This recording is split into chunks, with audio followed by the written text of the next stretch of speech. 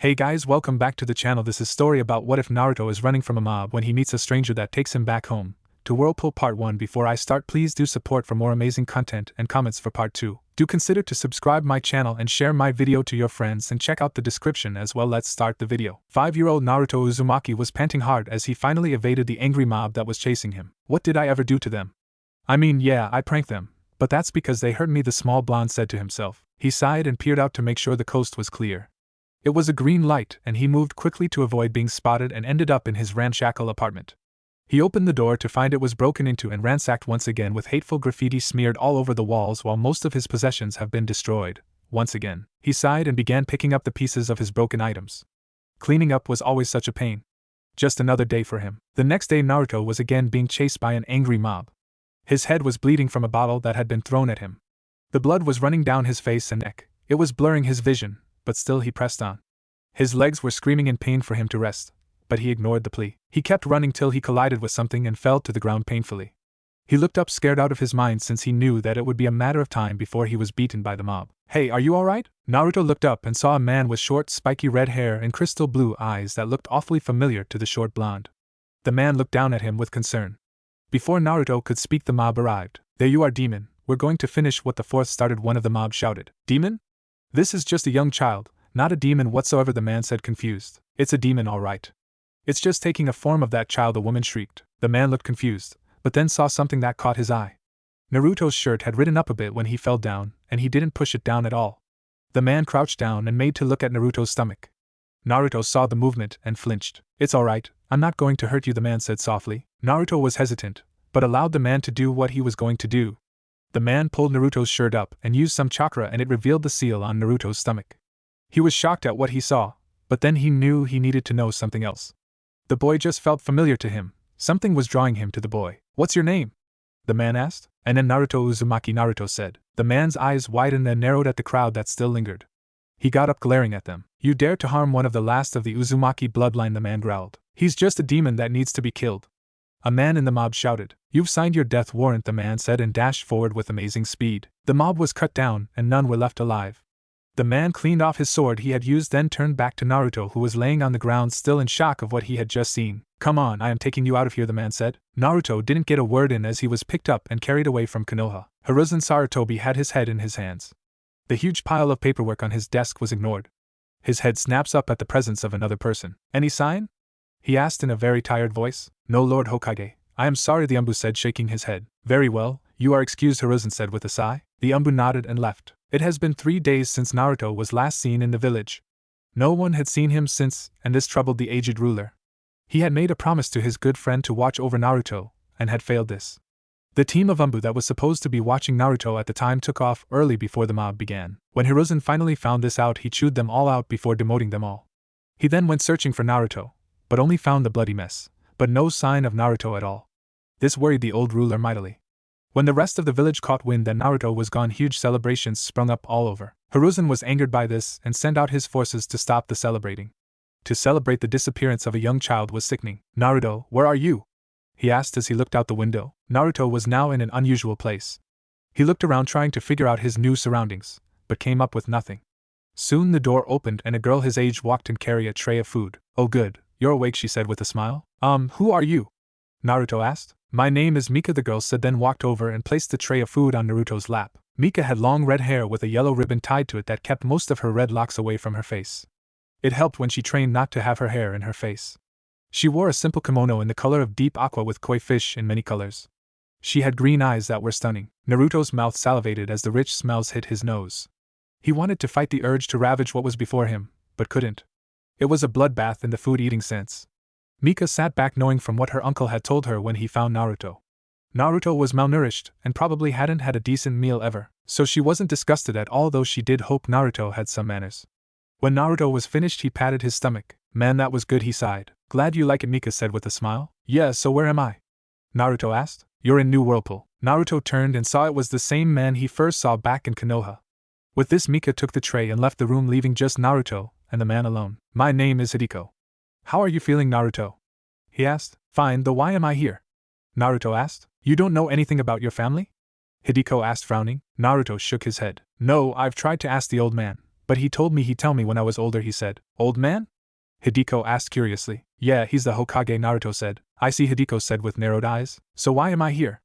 Naruto asked again. This is going to be a long talk, Hideko said with a sigh. He walked over, pulling up a chair next to Naruto's bed. He then told Naruto about his family, the Uzumaki clan. The Uzumaki clan was one of the most powerful clans in all of the 5 nations. They had their own village with just Uzumaki and clans that were cousins of the Uzumakis called Whirlpool because of the huge whirlpools that surrounded and protected the village. They lived with prosperity until the Second Shinobi War came and Kiri and Iwa invaded and destroyed Whirlpool. It was said there were no survivors, but that wasn't true. Several survived the slaughter and set up a new smaller village where Naruto is now. The new village was well hidden and not many knew where it was. There were many seals around the village to conceal it as well as to protect it too. Naruto couldn't believe all he was being told, especially the fact that he was the last of the Uzumaki bloodline. He found out about his mother and his father, who was the man that sealed the Kyuubi. He also found he was the one that held the Kyuubi. Naruto, know that you are not the Kyuubi, you just contain it.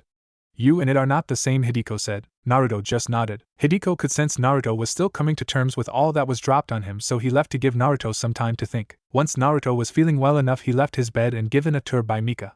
She was so happy to have this duty and did her best to show Naruto all of the new whirlpool. Naruto found the place was very warm and welcoming. He was welcomed by all they met, and they were all happy that he was here since he was one of the last of the bloodline. He still didn't know what that meant, so he just ignored it for now. So what do you think, Naruto? Mika asked as they finished the tour. It's great, Naruto said. I'm glad, Mika said. Naruto smiled. He learned more about the village that he was ready to call home. He decided not to go back to Konoha. This was home to him, to be around his own blood, his family. He met more of his family as well as clans that were connected with his clan in some shape or form. Naruto was never happier in his life. Years later, Naruto was now 14 and a full-fledged shinobi of the new Whirlpool Village. He, along with Mika and his other teammate Ryo with Jounin-sensei Hideko. Naruto was their main fighter using ninjutsu, taijutsu and fuinjutsu, with Mika their medic Nin, but she was more than capable in a fight. Then there was Ryo. Ryo preferred kenjutsu and excelled in it to an almost master level even though he is a genin. Hideko watched over all of them. Naruto had changed a whole lot since he started calling New Whirlpool his home. He ditched his orange jumpsuit, opting to wear more shinobi-appropriate clothing.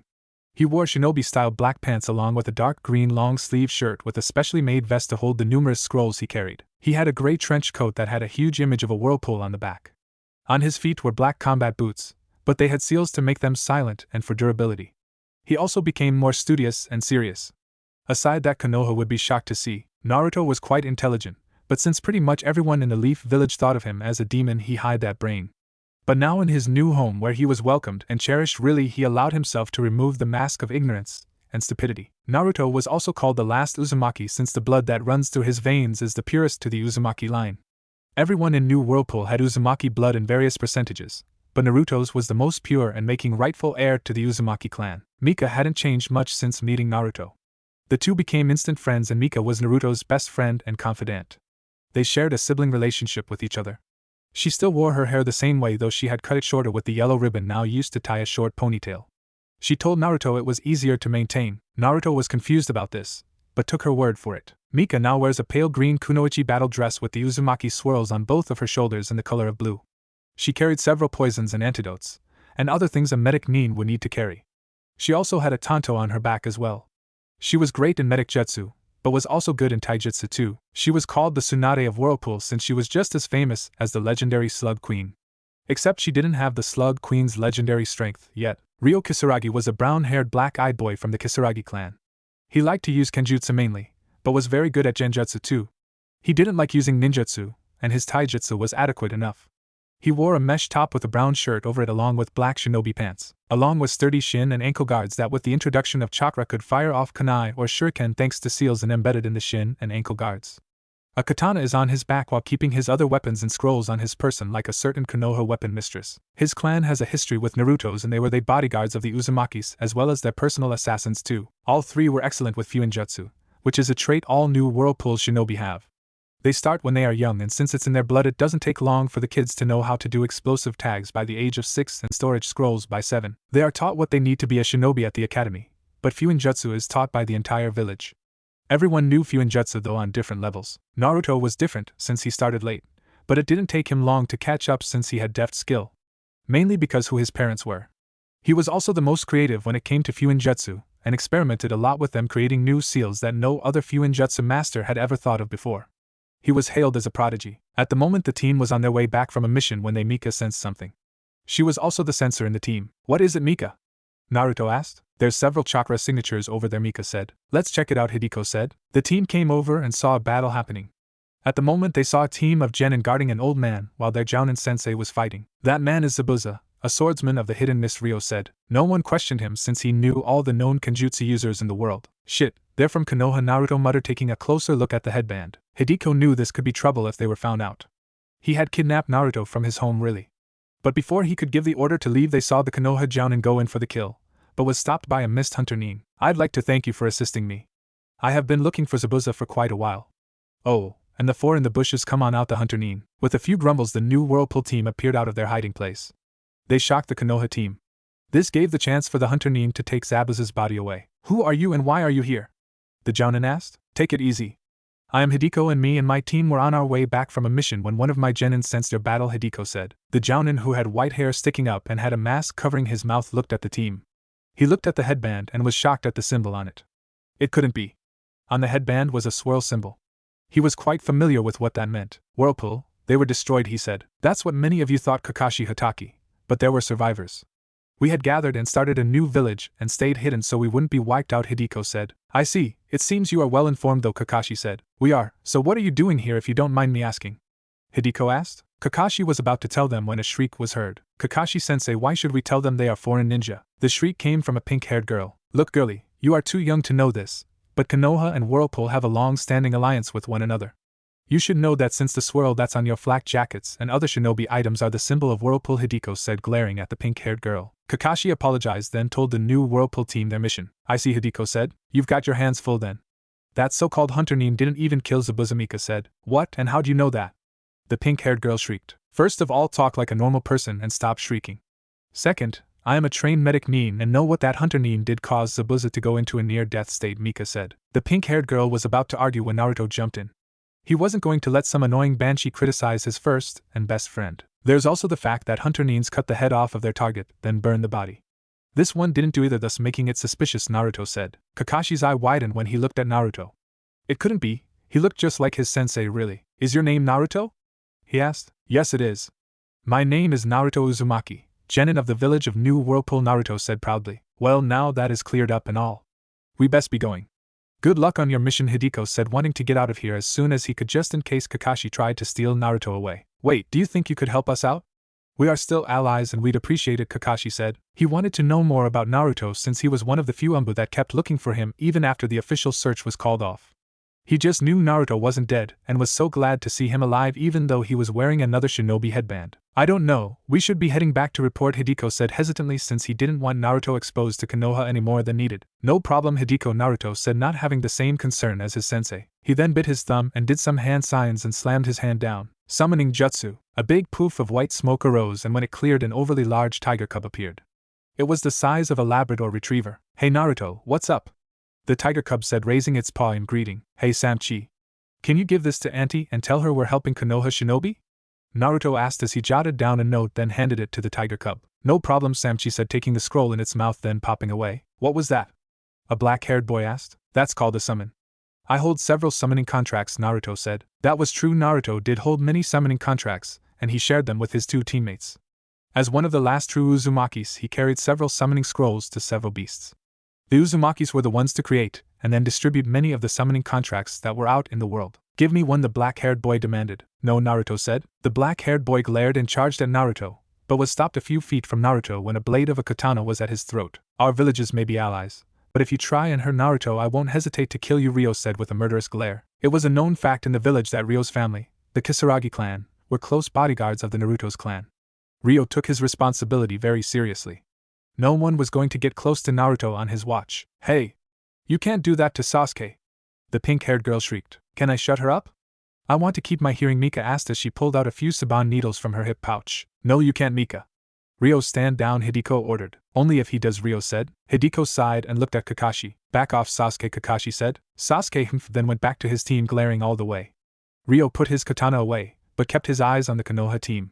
He wasn't going to let them hurt his charge. Let's head to the bridge builder's home, and we can discuss things there. Kakashi suggested. With that, the two teams got to the bridge builder's home. There they were greeted by the man's daughter and his grandson. Once settled, which it was decided they'd stay sleep with their own team, they gathered in the living room for a meeting. Well, this is a surprise finding that people of Whirlpool are alive. But I am very glad, Kakashi said. What's so great about them? Sasuke asked. Many things, Uchiha. We're one of the first villages known in history. We are renowned for Fuinjutsu, and have the most powerful clan in history. We're also known for our longevity too, Hideko said. No clan is stronger than the Uchiha clan, Sasuke declared. The pink-haired girl got hearts in her eyes as she stared at Sasuke. Kakashi, you might want to beat the fangirl out of her before she gets herself and your team killed, Naruto said. Shut up, loser, you're just jealous of Sasuke, the pink-haired girl shrieked. Why would I be jealous of a brooding emo with the biggest, rustiest kunai in the world shoved up his backside and whose only goal in life is to kill his own blood because of what supposedly happened, Naruto said. Sasuke's eyes narrowed as he looked at Naruto. What do you know of it? He asked. I know a lot, and I can tell you that you're nothing compared to your brother. He's stronger, wiser, way cooler than you could ever be, and you'll never beat him, Naruto said. Sasuke jumped up and was ready to attack Naruto, but was stopped by Ryo's deadly glare. Where is he? Where is Itachi? The Uchiha demanded. Can't tell you. I am sworn to secrecy, Naruto said. Sasuke looked ready to explode. Calm down, Sasuke. We're getting off topic. What we need to do is figure out what to do next, Kakashi said, dragging his student back to his seat. Simple. We've heard news of this Gato ruling over Wave like a tyrant. Ryo can take care of him, while the rest of us can handle Zabuza and his partner, Hideko said. Really? Kakashi asked with surprise and laced in his voice. Yes, Ryo's clan the best in Kenjutsu, and not only the sworn bodyguards of the Uzumaki clan, but are the best and well-known assassins. They have rarely failed in taking out their target, Hideko said. Kakashi was interested in this since he had never heard of the Ryo's clan at all, but information on Whirlpool was quite sparse. Most of that history was lost after Whirlpool was destroyed and very little is known, while most are just rumors. Sasuke grumbled. Tell me, Kakashi, what have you taught your genin? Naruto asked. Just team building skills, Kakashi said. That's it? You haven't taught them tree climbing or water walking? Naruto asked. No, Kakashi said sheepishly. The new Whirlpool team looked at each other. Tree climbing and water walking was taught while at the academy, as well as taijutsu, ninjutsu, genjutsu, weapons training, and other skills as well as light class work. What in the world did Konoha teach their genin? It seems you have some work to do, Kakashi. Why don't my team guard the bridge builder while you train up your team? Hideko suggested. Sounds good, Kakashi said with a nice smile. Ryo left after dark for his solo mission, and that left Naruto, Mika and Hideko to guard the bridge builder while the Konoha team trained. Sasuke was pissed at what he was learning. It wasn't anything that would help kill his brother, and he wanted to know how this blonde boy knew his brother, and what else he knew. That summoning thing looked powerful, and it would help him in his quest for vengeance. The pink-haired girl, whose name they found out was Sakura, was totally exhausted. She never did any training before and was pushed by just the lightest of workouts. Last was a pale boy named Sai. He was quiet and observed a lot of things. This made them very suspicious and made sure never to show much in front of the effeminate genin. Other than that, it was really quite boring with guarding the bridge builder, but it had to be done. One night everyone was sitting around eating when the door opened and Ryo came in. Well? Hideko asked. Target eliminated, Ryo said. Hideko nodded. Kakashi was astounded by this, as were the other Konoha shinobi. Tazuna and his family too were surprised by how quickly it was over. Naruto and Mika weren't, as well as Hideko, since they knew what Ryo could do. He must have been weak to lose to you, Sasuke said. He was guarded by many guards, but he still had lousy security. He prepared for every threat possible except for ninja. I killed them and him and brought back a present for Wave, Ryo said. This got Tazuna's attention. Ryo pulled out a booklet from his pouch. This has all of Gato's account numbers. Congratulations, you can now rebuild Wave to its former prosper, Ryo said. Tazuna stared at the booklet in awe, then took it and held it like it was a holy object. Well, now that is over, we just have to deal with Zabuza and his partner, Hideko said. Yes, he should be fully healed soon. We should work out a plan, Kakashi said. Later that night, Kakashi was out for a walk when he came upon Naruto. The blonde was sitting on the dock by the house looking out at the water. I didn't think you'd still be up, Kakashi said. Just couldn't sleep, Naruto said. Kakashi nodded and got closer and sitting down by Naruto. Where have you been? The Hokage has been very worried about you. Kakashi asked. I've been home, where I belong, Naruto said, still staring out over the water. Konoha is your home, Kakashi said. Yeah, right, a home where people spat on me, beat me, trashed my apartment, and nearly killed so many times. That's a home, Naruto spat. Kakashi flinched. You did have some who cared about you, he said quietly. Not enough, Naruto sighed. Kakashi bowed his head. I was one of them, he said quietly. I know you were, and I thank you all the times you helped me, Naruto said. Kakashi's head snapped up. How'd you know? He asked. Not very hard. You haven't changed your hairstyle, and I remember you reading those books whenever you watched over me at the hospital, Naruto said as he pointed to the pouch where he kept said book. I see, Kakashi said. Don't worry, I won't tell anyone, Naruto said, knowing an Umbu's real name are to be kept secret. Kakashi nodded. Here, you can give this to the old man when you get back, Naruto said, handing Kakashi a scroll. Kakashi took it and slipped it into his pouch. Well, I'm going to get some sleep, night, Naruto said. Night, Naruto, Kakashi said. Once the blonde left, Hideko appeared from the shadows. Were you afraid I might steal Naruto away? Kakashi asked, not even looking around. No, but it never hurts to be safe, Hideko said. I'm guessing you're the one that kidnapped Naruto, Kakashi said. I wouldn't say kidnapped since it wasn't really. I was just returning him back home, Hideko said. I see, Kakashi said. Look, Kakashi, I know all about Naruto being Minato Namake's son and everything else about him. Naruto knows too, Hideko said. Kakashi tried to not act surprised, but it was hard to. You may not like what's happening, but what is done is done. Naruto is a shinobi of New Whirlpool where he'll stay unless he wants to go back to Konoha, and that will be his decision, and his decision only. I will not interfere in that, Hideko said. Kakashi nodded. Konoha has really screwed up, huh? The one-eyed Jounin said. Yes, but they can hopefully learn from this. They have lost the best shinobi ever. Naruto was not only the best in his class and Rookie of the Year, but his skills already rivaled that of a Jounin, Hideko said. Kakashi was amazed of how go Naruto was, though his father was quite the shinobi as well. After this mission we'll head back to New Whirlpool, Hideko said. Kakashi sighed and nodded. The confrontation on the bridge was lackluster, to put it simply. Naruto had placed seals all around the bridge the day before, and as soon as Zabuza and his partner came they were trapped. First their chakra was zapped, making them weak, then they were incapacitated by Mika with her own Saban needles before they could even fight back at all. The Konoha team were shocked and amazed by what they saw. Sasuke was pissed that he didn't do anything at all. He still wanted to know how Naruto knew his brother, and where his brother could be, since he knew that Naruto had a good idea where Itachi was. After that the bridge was finished, and it was time to part ways. Hideko decided to take back Zabuza and Haku, who was the name of Zabuza's partner, back to New Whirlpool. Kakashi had no qualms with that, and the two teams parted ways. Naruto grinned as he entered New Whirlpool. He was finally home. Come, Naruto, we have to see the Uzumaki, Hideko said. Right, Naruto said with a nod. They got to the Uzukage's office and entered. Mission accomplished, Hideko said. In front of the New Whirlpool team was the Uzumaki, Celine Uzumaki, Naruto's aunt. She had long red hair, which was a trait most Uzumaki had, though Naruto was the exception. She had pale green eyes and a kind smile. She had survived the destruction of Whirlpool and helped found and create the new village. She didn't take up office till Naruto came to the village, since she didn't want to office in the first place. But with one of her last relatives here she felt compelled to. That's good, and what of the incident in Wave? Celine asked. It's done.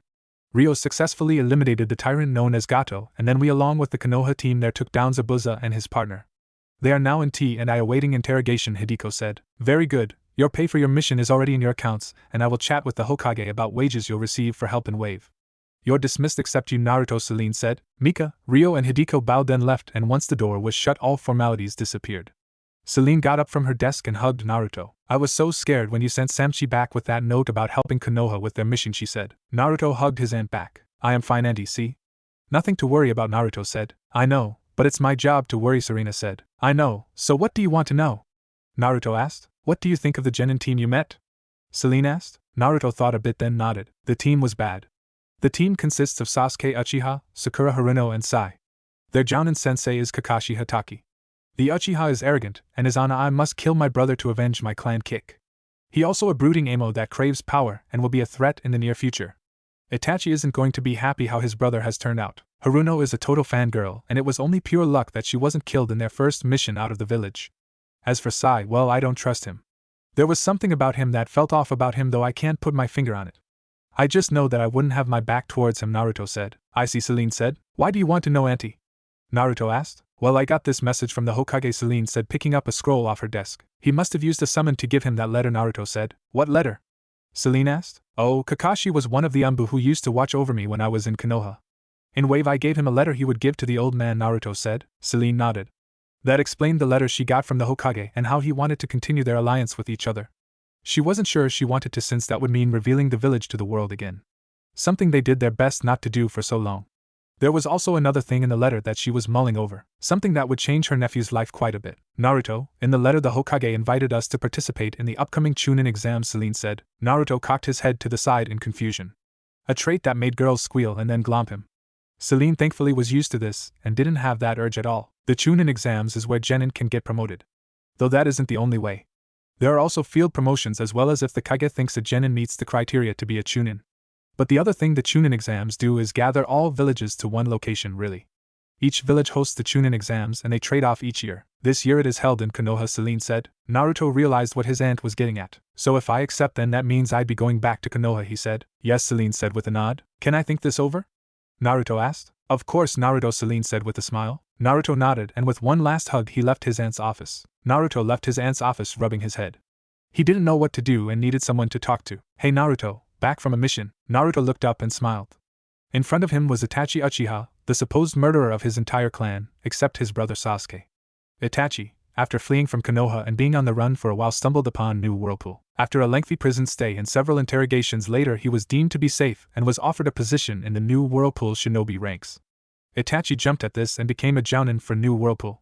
Itachi had a clean slate and relished his new life in New Whirlpool.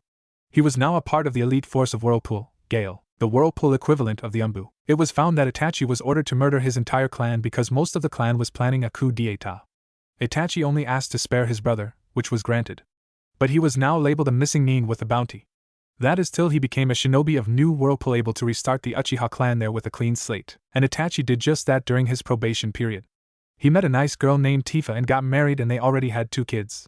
At the moment no one knew if the kids held the Sharingan, but they didn't care and let the kids be kids for now. Yeah, have some time, I can tell you all about it. Naruto asked. Sure, I just got off duty, Itachi said with a nod. The two made their way to food stand that Naruto frequented. He and Itachi sat down and ordered, then Naruto told Itachi about his mission and then the side adventure in Wave. Itachi listened to all of this and frowned when he heard Naruto's detailed description of his little brother. Naruto and Itachi had a brother kind of bond with one another. When Itachi finished with his tea, he sat back. Naruto had ordered a simple spicy noodle platter for himself, and was halfway through it. I see, so Sasuke isn't doing what I hoped, Itachi said sadly. Nope, and from what I could hear from Kakashi it's bad. The council has been catering to practically every whim of Sasuke's, Naruto said. Itachi's frown deepened. I don't know what's going to happen if and when he sees you. He's going to go ballistic, Naruto said. Itachi nodded. Anyway, Auntie got a letter from the Hokage and he's inviting us to the Chunin exams, Naruto said. Those exams are very dangerous, Naruto. Not to be taken lightly, Itachi said seriously. I know, but Auntie's worried what will happen if I go back to Konoha, Naruto said. Itachi nodded. He knew what Naruto had suffered from. He used to guard Naruto too when he was an Umbu for Konoha. Do you know if you're going to go? Itachi asked. Not sure. I want to ask Mika and Ryo what they think. It has to be a team decision, Naruto said. Itachi nodded. He was proud of how much Naruto has grown into a shinobi. So much so that he did think of Naruto as a little brother in some ways. He helped Naruto train when Naruto was younger. The two talked some more, then they parted ways. With Itachi heading home to see his wife and kids, Hiruzen sat at his desk ignoring his paperwork. He was happy that Naruto was alive. He was stunned when he got the letter via summons from Kakashi. When he read it he was relieved, but sad also. Naruto was alive, but he'd never be a leaf shinobi. But now he had other problems to deal with. He had to deal with the council and the upcoming Chunin exams. He sent word to the Uzumaki inviting them to the exams. He hoped they'd accept it and that he'd seen Naruto once again. It had been so long since he had seen his grandson, he hadn't heard a word from the Uzumaki, and that worried him. His train of thought was interrupted by Team 7 entering. Team 7 reporting back from mission to Wave, Kakashi said. Kakashi then went over how the mission went, including the meeting with the new Whirlpool shinobi, and everything that happened after that. Hiruzen was shocked at hearing how capable new Whirlpool's genin were. He didn't think they'd be this good. They weren't that good before and wondered if they upped their training so they wouldn't be as helpless if they were attacked again. Thank you for the report. You will all be paid a rank pay. You're dismissed except for Kakashi, Hiruzen said. Sasuke, Sakura and Sai left. So Kakashi, tell me, what is Naruto like? Hiruzen asked, leaning forward in his chair with great interest. Kakashi thought about this for a bit and nodded. Though I didn't really see him in battle or anything, I can tell he's very skilled. His skill Fuinjutsu is amazing, as well as his taijutsu and ninjutsu. Though like I said, I didn't get a good read on his skills during the time I had with him. I can say that he and his teammates are very good and well trained, the one-eyed Jounin said. Hiruzen nodded as he puffed on his pipe. Anything else? He asked. Kakashi shook his head. Very well, dismissed, Hiruzen said. Naruto wandered around the village greeting various villagers that he knew. He soon got to a pond that he liked to use as a thinking spot. He sat down and stared into the calming water. He watched the small fish swimming around as his mind wandered and mulled over his dilemma. Something is on your mind for you to be here, Mika said. Naruto looked up and smiled. Mika always seemed to know when something troubling was on his mind. She'd also be there and let him get it off his chest and help him through it as much as she can. Yeah, Andy told me some things, Naruto said. Like what? Mika asked, sitting down next to Naruto. Naruto then explained about the Chunin exams and them being in Konoha, and that if they wanted they could go. But that would mean going back to Konoha where all the torture was. Mika sat listening with a comforting arm around his shoulders. Once Naruto finished he felt better. Well, this is a pickle, Mika said. Naruto had to chuckle at this. Mika could lighten any mood. I guess it is. What do you think I should do? He asked. Mika leaned her head on Naruto's shoulder as she hummed a light tune. Naruto waited for Mika to mull over everything. I can't tell you what you should do, Naruto. This has to be a decision that only you can make. But I can give you advice and support for whatever you decide in the end. No matter what you chose, I'll be with you, Mika said at the end. Naruto nodded. I am thinking of saying yes, to go back to Konoha and take the exams.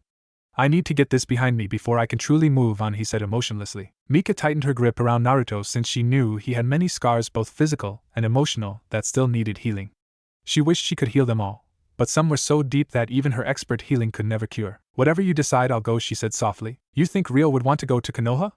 Naruto asked. Maybe. He does know he has a cousin there, and he'd probably like to meet her, Mika said. Naruto nodded. They both got up and headed to Ryo's home, the Kisaragi clan compound. They were greeted and found Ryo training. Don't you ever rest? Mika asked with her hands on her hips. Only when I sleep, and even then I go over what I have done and make notes of the mistakes I've made and make sure I don't do them again, Ryo said as he sheathed his katana. Mika sighed and shook her head. Ryo was a serious person even at their age. Though he had lightened up some after being with Naruto and Mika, he was still a stick in the mud sometimes. So what brings you all here? Ryo asked. Naruto explained the situation and Ryo gripped the handle of his katana tightly. He wanted to slay all those that hurt Naruto when he was younger. He then felt Mika's gentle hand on his and he relaxed. So what is it you want to ask? Ryo asked. What do you think we should do? I want this to be a team decision, Naruto said. Ryo nodded and closed his eyes in thought. Mika and Naruto waited for Ryo's answer. I think we should go, he said. Great, then it's decided. We're going to Konoha, Mika said. Then we better get to training. We're going to need it, Naruto said. 2 weeks later, a very well-trained and prepared team was at the gates ready to go. They had all steeled themselves to what was going to come. During their training, they also went to the library to read up on Konoha so they would be prepared for anything. Naruto had some knowledge due to his time there, but it had been so long that he needed a refresher. Plus, he was never really educated, so he needed to learn this as much as Mika and Ryo. You three ready? Hideko asked. The three new Whirlpool genin nodded firmly. Good, let's go, Hideko said. He then led them out of the village to Konoha to compete in the Chunin exams. The team was packed and ready for anything at all. They had several storage scrolls on them to help lighten their load, plus it also meant they could pack more too. They hoped they wouldn't needed it, but you never knew. In Konoha, Hiruzen sat at his desk feeling a bit happy. He had gotten word from the Uzumaki and they'd be sending Naruto's team to Konoha for the exams. But he was made to promise that no harm would come to Naruto or else there'd be severe consequences. Hiruzen didn't even need to guess what those consequences would be. The Uzumakis were as peaceful as they were fierce. He just hoped no one in the village will muck up it all up. The new Whirlpool team arrived at the massive gates of Konoha. So this is your old home? Ryo asked. Yeah, this is it, Naruto said with a nod. Come on, let's get going, Mika said. They walked around the village while Hideko was registering them. Ryo and Mika saw the glares Naruto was getting and didn't like them one bit. It just made them more on guard. What are you doing here, alive demon? A civilian growled. Naruto ignored the civilian and walked around them, only to be stopped by several others. Soon a mob was forming. Mika and Ryo got ready to fight. My team and I are here to compete in the Chunin exams. We were invited by the Hokage himself. I don't know who this demon you speak of, Naruto said calmly. Don't lie to us, demon. We may not have finished what we started before, but we will now, a civilian said. There was roars of approval as the mob made moves to close in around the new Whirlpool team. Mika and Ryo were prepared to fight if needed to. But they didn't need to as there was cry of utter pain. This had everyone turn to the source. A civilian had their arm cut cleanly off. Naruto turned to Ryo, who shook his head. The Kisaragi clan member gestured that he still had his katana in its sheath and hadn't pulled it out at all. This made Naruto frown till he saw who it was. She had blonde hair shoulder length and a very generous bust for a girl her age. Her blue eyes were ice cold, and in her hand was a bloody tanto. Samui, I see you're here, he said in greeting. Greetings, Naruto. This scum was going to attack you behind your back and I decided to intervene. I hope you don't mind, Samui said as she kept an eye on the horde of civilians daring them to make a move. Naruto shook his head and soon Nambu appeared. What's going on here? One of them asked. Simple. A civilian was about to attack Naruto, a genin of New Whirlpool as well as the nephew of the Uzumaki, Samui said as she flicked her tanto clean of blood, then sheathed it. The Umbu turned and they were shocked seeing Naruto in front of them. Well, aren't you going to do something? Arrest them. A civilian shouted. Other civilians screamed the same thing as well. What punishments should be given? Most voted for execution. There's no need. I saw the whole thing and the Kumo-nin was within right, though she didn't have to be so brutal, Kakashi said appearing. Kakashi-senpai and Umbu said. You guys can go. As for you civilians, leave before more accidents happen. Oh, and the one missing the arm should go to the hospital. They still have a chance on sewing that arm back on, Kakashi said. The mob dispersed with the civilian with the missing arm left for the hospital with his arm in tow. The Umbu left seeing that they weren't needed. How are you, Kakashi? Naruto asked. I am fine, Naruto. So here to partake in the Chunin exams? Kakashi asked. I am, Naruto said. Then I wish you good luck, Kakashi said, then disappeared. Naruto turned to Samui, who walked over and pulled Naruto into a deep kiss. Naruto was shocked that Samui was kissing him, that he only began kissing back when Samui pulled away. Both were left breathless. What was that for? Naruto asked dumbly. That was for saving me on our last mission we did, Samui said with light pink cheeks. You're welcome, Naruto said, still a bit stunned. Mika sighed. Naruto was still clueless when it came to girls. He always had girls falling all over him wherever they went, and he didn't notice them at all. It seemed that Samui had the right idea though. Kiss Naruto to show you're interested in him. So Samui, is Karui and Omoi here too? Ryo asked. They are, but I should find them. Make sure they aren't causing any trouble, Samui said. We'll join you. Haven't seen those two in a while, Naruto said. Ryo and Mika nodded, also wanting to see the two Kumo Nin again too. Kumo and New Whirlpool had an alliance with one another after a mission Naruto and his team were on, and they met Samui's team on the same mission. The two teams worked together to complete the mission, and after that both Uzumaki and Reikage came to an alliance between the villages. This was the first alliance New Whirlpool had ever made since rebuilding their village. This also helped patch up any problems that Kumo and the Whirlpool had with each other in the past. The four walked, and then came upon an interesting sight. In front of them they saw two shinobi, and one was holding onto a boy by the front of the shirt, ready to beat the kid up. There was the pink-haired girl Naruto remembered from Wave, but forgot her name since she wasn't too important. The blonde looked annoyed at the other, which made them guess they were teammates. Looks like Sunanin, Ryo said as he saw the shinobi's headbands. That weirdo in the kitty suit and makeup is a shinobi? Naruto asked. Yeah, he is, Ryo said with a nod. Suna's standards have fallen if they've started recruiting cross-dressers, Mika said. They watched as Sakura was shrieking at the two Sunanin, then when Sasuke appeared and then an unknown redhead. Naruto sensed the heavy chakra coming from the redhead and frowned. He may not be a sensor like Mika, but the amount of chakra the redhead was giving off was enough for any shinobi to sense sensor or not. Plus it felt familiar to him. He's like me, he thought. Soon the Suna team left, and Naruto began to follow them. Naruto, where are you going? Mika asked. I need to check something out. I'll see you back at the hotel, Naruto said. Screw that, we're coming with you, Mika said. Ryo nodded and Samui was in agreement. They followed the Suna team till they got to the hotel, the same hotel all the teams seemed to staying at. They followed till the redhead turned to them. This made the other two Suna shinobi stop and were shocked that they were being followed. Why is mother screaming for your blood? The redhead asked. Naruto stood there and frowned.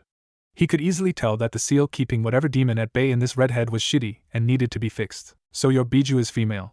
I didn't think of that, Naruto said. The two Suna shinobi looked shocked hearing this. Who are you? The redhead asked with a glare. My name is Naruto. What's your name? Naruto asked. My name is Gaara, the redhead said. And your teammates' names?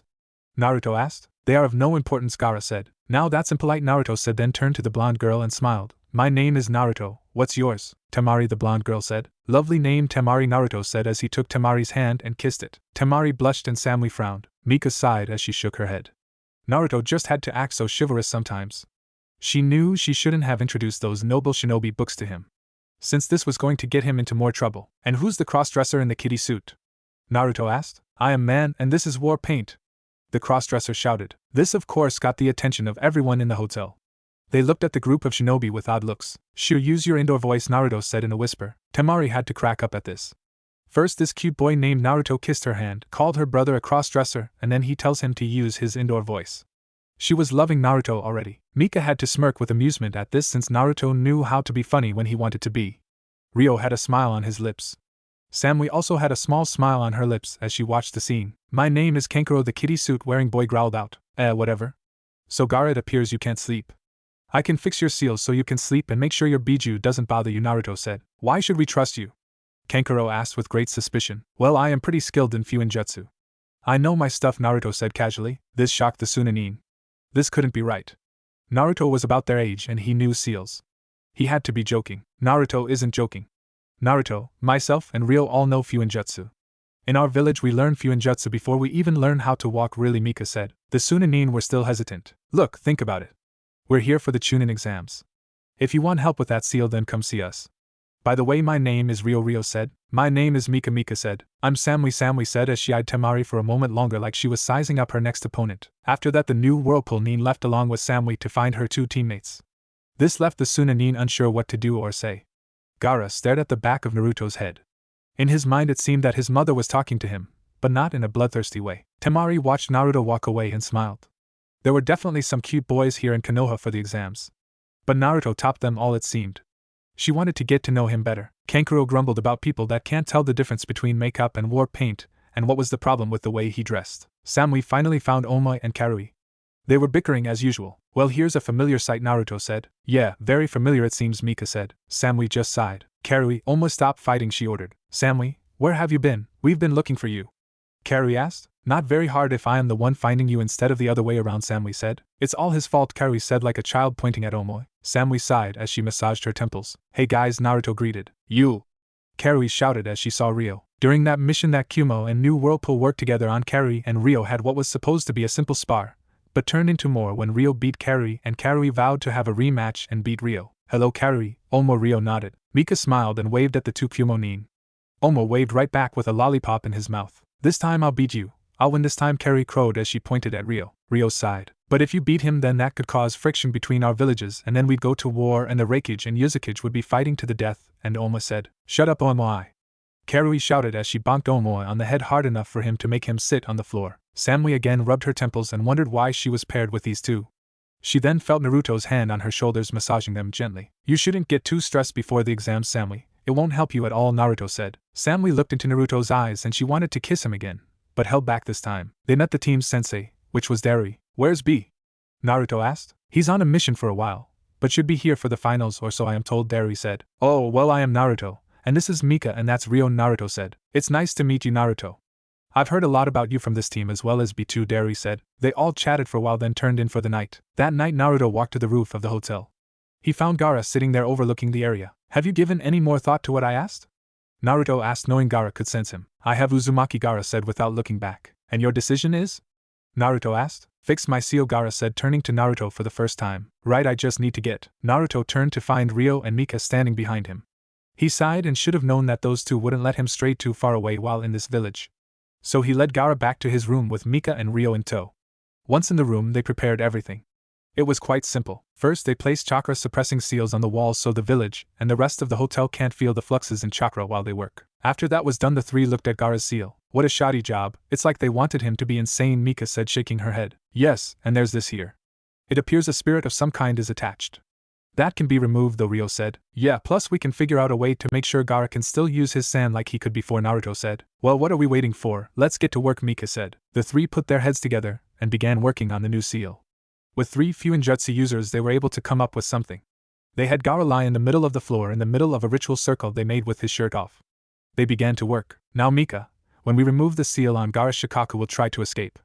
Make sure you got that temporary containment seal ready, Ryo said. I got it, Mika said with a nod. The seal was removed and Mika contained Shikaku before the Biju could even try and run or wreak havoc.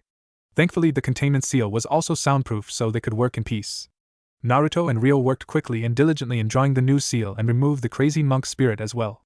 Once done, they turned to Mika for her part. She then helped reseal Shikaku into Gaara. Gaara's body shuddered then stopped. The three held their breath and Mika checked Gaara's vitals. He's alive, just sleeping, she said. They all sighed a breath of relief.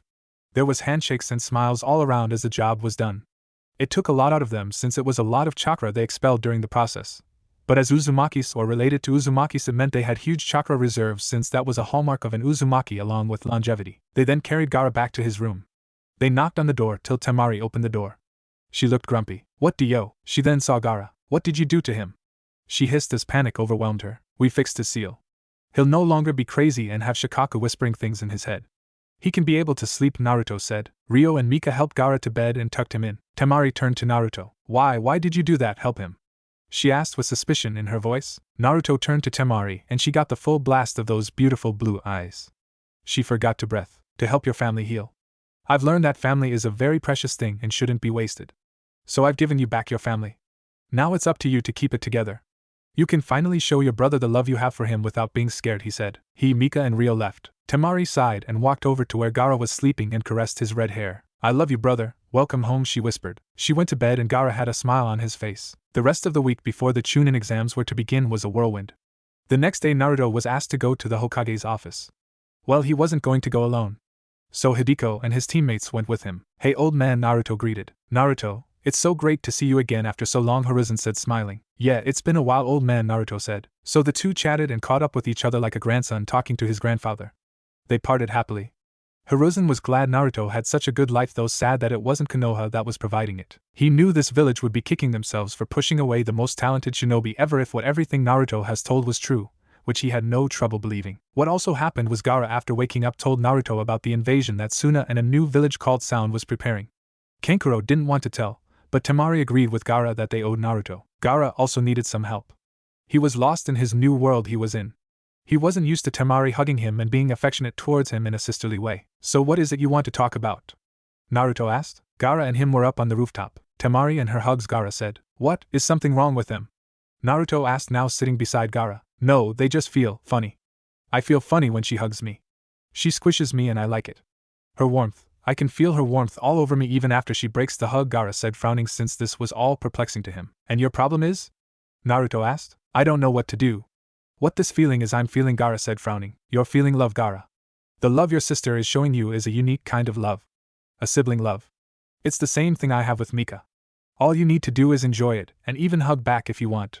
She'll understand if you don't, Naruto said. Gaara nodded, though he was still confused. He had to figure out how to use his sand again, and it wasn't that hard. The new seal made sure he could call upon his sand like second nature like he had before. After getting the info about the invasion, Naruto told Hiruzen, and the old Hokage began to plan. With permission, Naruto sent a letter to his aunt letting her know too. Also during that time, Naruto returned to an old spot. Ichiraku's Naruto sighed. Why are we here, Naruto? Mika asked. They have the best ramen ever, Mika, Naruto said. Ramen isn't very good for you, Naruto, Mika said. It was the only thing I could eat that wasn't overpriced or already spoiled, Naruto said. Mika frowned at hearing Naruto's old life. Hello, welcome to Ikra. Naruto was then suddenly grabbed into a tight hug, squeezing the life out of him. Naruto, you're back. The young woman screamed. Mika and Rio were about to attack, but saw that this girl wasn't threat. Well, if getting hugged to death was considered a threat. Can't breathe, Naruto wheezed out as he was tapping the girl's arm, hoping to get her to let go. She finally did, and Naruto's blue face slowly turned back to its normal shade. I'm so happy to see you back, Naruto, the girl said happily. You too, but you cannot squeeze me to death next time, Naruto said. The girl blushed with embarrassment. Excuse me, miss, but how do you know Naruto? Rio asked. Oh, my name is Ayam. My father and I run this ramen stand. Naruto was our best customer. He also still holds the record of most ramen eaten, the girl named Ayam said. She then revealed a plaque to show off the accomplishment. There was a picture of a very young Naruto with the Hokage, a man Mika and Rio assumed was the chef, and a young Ayam. They were all smiling happily in the photo. I gotta tell Dad, he'll be so happy to see you again, Ayam said as she went into the back. Naruto, you're not going to eat as much ramen as you did when you won that award, Mika said sternly. But Mika, Naruto whined. No, Naruto, it took me a long time to break you out of that ramen addiction and get you on a healthy diet, and I'm not going to let that go to waste, Mika said firmly. Naruto pouted. There was a joyous reunion when Tsuchi, the owner of the ramen stand, saw Naruto. Naruto regaled them in his life in New Whirlpool as he ate a bowl of ramen. Mika limited him to 3 bowls. She and Rio each had 1. As they talked, Rio began to think. He along with his clan were mostly shinobi, but he had an older brother who worked in the business district. Basically, his brother owned a small part of it. Rio knew his brother was looking for new tenants. Excuse me, Tsuchi, have you ever thought of closing up shop here and moving? Rio asked. Why do you ask? Tsuchi asked. Because I think New Whirlpool would be a nice fit. The village has no ramen stand at all, and you'd make some good money there, Rio said. Let me think about that, kid, Tsuchi said, rubbing his chin. Rio nodded, then continued to eat. After finishing the ramen and promising to come back, they left. The rest of the time before the exams, the New Whirlpool team hung out with Samly's team as well as Gaara's team. Naruto and his team, along with Samly's team and Gaara's team, all looked at the site of the start of the Chunin exams. It was the Konoha Ninja Academy building. They entered and walked up the stairs. They saw the genjutsu, but said nothing and kept going up the stairs, ignoring the gathering crowd of genin trying to enter the fake entrance to the Chunin exams. They reached the real entrance and entered. They saw a sea of heads turn and a combined amount of ki aimed right at them. They all shrugged it off and went to find a place to sit. Kankuro took a chair, as did Omoi and Karui. Samly stood with her arms folded. Temari was sitting/leaning against Kankuro's desk. Gaara stood there emotionless as ever. Rio took to leaning against the wall so he could look at the entire room. Mika sat down and Naruto sat on Mika's desk. Big turnout, Mika commented as she surveyed the crowd. Yes, this is going to be very interesting, Rio said as he scanned the room, looking at what genin could be a challenge. Whatever, I'm going to kick your ass, Karui said, directing this mainly at Rio. Everyone sighed since they were used to hearing this proclamation from Karui several times. Gaara's team, along with NW, New Whirlpool, team and Samly's team, had hung out together since before the Chunin exams began. It was a good way to meet and understand other shinobi from other villages. Of course, without giving away their own village's secrets. Soon their attention turned to the commotion at the door. They watched what looked to be fresh genin all together. They then noticed the headbands and saw they were all Konoha shinobi. They could tell these genin were rookies since they didn't have the hardened look all of the seasoned genin that were in the room had. They're not serious about having all those rookies in the exams, are they? Temari asked with a bit of disbelief laced in her voice. Heh, they all look weak, Kankuro said in a cocky fashion. And the cross-dresser in the kitty suit is considered a strong look? Mika asked with a raised eyebrow. Kankuro growled at this while everyone chuckled, though Gaara gave a small smile. He was still getting used to having emotions that weren't violent, angry, or sadistic of any sort. All those genin are from clans in Konoha. They want to show off their strongest since they are hosting this year, Ryo said as he looked at the group of Konoha shinobi. I suppose, but what could they know just months out of the academy? Naruto asked. Like we didn't know as much as them when we started out? Mika asked. But we did know more. We learned a heck of a lot more than them. Plus, according to what Kakashi told me, the D-rank missions they go on as shinobi we do while in the academy, Naruto said. Mika just nodded. It was true. The new Whirlpool Academy standards were harder and more grueling compared to Konoha's. Konoha's was quite lax. The academy and NW taught their students tree climbing and water walking, taijutsu, genjutsu, ninjutsu, and other shinobi skills. There was very little what could be called class work involved. Though they did study history and battle tactics, they knew that if they didn't learn about the past then they were doomed to repeat it, and learning battle tactics would save your life out in the field. That's what the teachers drilled into the students. But they didn't put as much emphasis on history in class lessons like Konoha did. Most of it was training of some kind to produce strong shinobi and kunoichi. There are 2 fangirls in the bunch, Samui said, eyeing a pink-haired girl and long-haired blonde shouting at one another. Those things crap, they should be purged, Carrie said. That I agree on. They are nothing but waste. Thankfully New Whirlpool has made sure none have sprouted up, Ryo said. The rest agreed that fangirls were just a waste and gave hard-working kunoichi a bad name. The 9 watched as a glasses-wearing genin was showing cards. Ryo used a Kagebushin and hinged it to be a mouse to sneak in and listen. Now how did Ryo learn Kagebushin? Well, all new Whirlpool shinobi know Kagebushin. Since everyone in the village had such huge chakra reserves, that means creating a normal bushin is out of the question. That's why they knew Kagebushin, plus it helped when doing projects and menial stuff. Celine Uzumaki never had to waste time doing paperwork with a Kagebushin doing it for her. After a while Ryo blinked and nodded. It appears that boy named Kabuto has shinobi cards that displays info about the other shinobi here.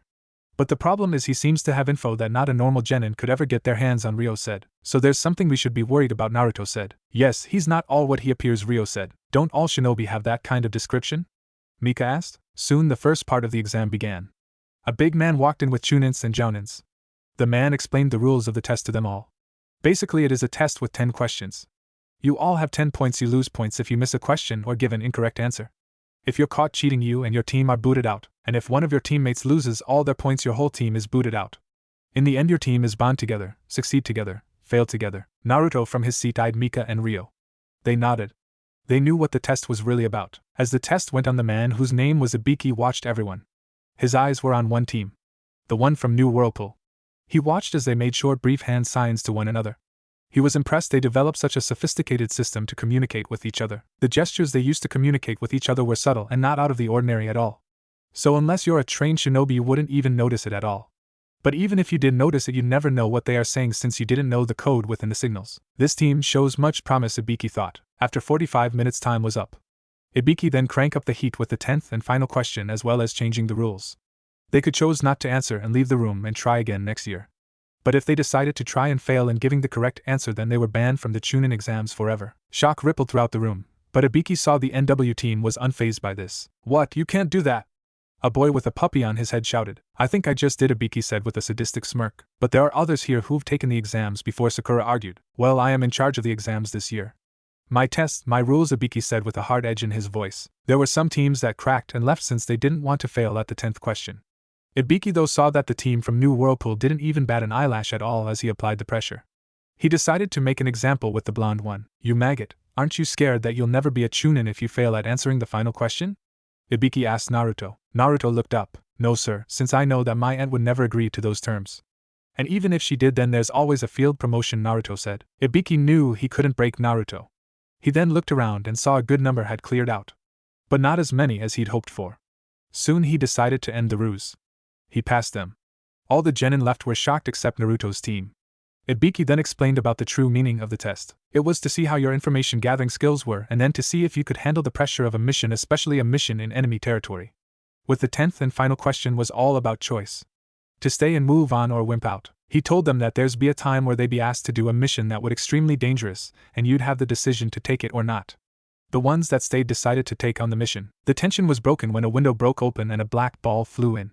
Soon a banner appeared. The sexy and single Anko Mitarashi, second proctor. Anko, if that was the woman's real name, was dressed in a beige trench coat left open, a mesh shirt, orange skirt and boots. In her mouth was a dango stick. She really didn't leave much to the imagination. Many of the guys in the room had severe nosebleeds while the girls looked at Anko with disgust or envy for the size of Anko's chest and toned body. Alright brats, no time to celebrate. I'm here and that means the true hell begins, she proclaimed. You're early again, Anko, Ibiki said after he slipped from behind the banner that had covered him. Anko's sweat dropped, then saw the number of genin in the room. What the hell, Ibiki, you left this many. You've gone soft in your old age, she said. Or maybe there's a stronger crop this year, Ibiki countered. Whatever, by the time I am done the number will be knocked in half, Anko said. Meet me at training ground 44 and if you're not there in an hour you're disqualified. Then she jumped a second window, break more glass. The genin left and Ibiki looked at the mess. I'm not cleaning this up nor paying for the windows, he grumbled. Naruto's team along with Gaara's and Samui's made their way to training ground 44 after finding out where it was from their senseis. Once there they waited for the rest to show up. When all the teams showed up, Anko began her presentation. Alright maggots, behind me is training ground 44 or what we Konoha nin call the Forest of Death, Anko said. The added effect of wild animals screaming and roaring added to it in dramatic fashion. This what you need to do. This is a 5-day survival test. You will enter a gate that has been assigned to you with one scroll, either a heaven or earth one, Anko said, holding out both scrolls. What you need to do is find another team and take their scroll, not knowing if they are holding the other scroll you so desperately need. When you get both scrolls you go to the tower located in the center of the forest. Don't open them at all. There was gulps of fear within the group of genin. Anko grinned at the fear she was inspiring. What happens if we do? A random genin asked. Anko just grinned in a sadistic fashion that scared the genin, letting them know that bad things would happen if they opened the scrolls. Though Naruto looked bored, Anko didn't like being ignored. She hurled a kunai at Naruto. But Naruto sensed this and used a kawarimi to get away. When Anko appeared behind Naruto he wasn't there, so she was actually hugging a very confused and perplexed Gaara. Hey, what the? Anko asked, seeing she wasn't at her target. Getting cuddly with a Sunanin. I thought there was no favoritism in the exams, Naruto said, clucking his tongue. He was with Temari and Kankuro, though closer to Temari. He even winked at her. This made Temari blush. Heh, quick moves, brat. But can you slip out of everything you get into? Anko asked. Depends on what situation it is, Proctor, Naruto said. A grass nin snuck up on Anko and handed her back her kunai.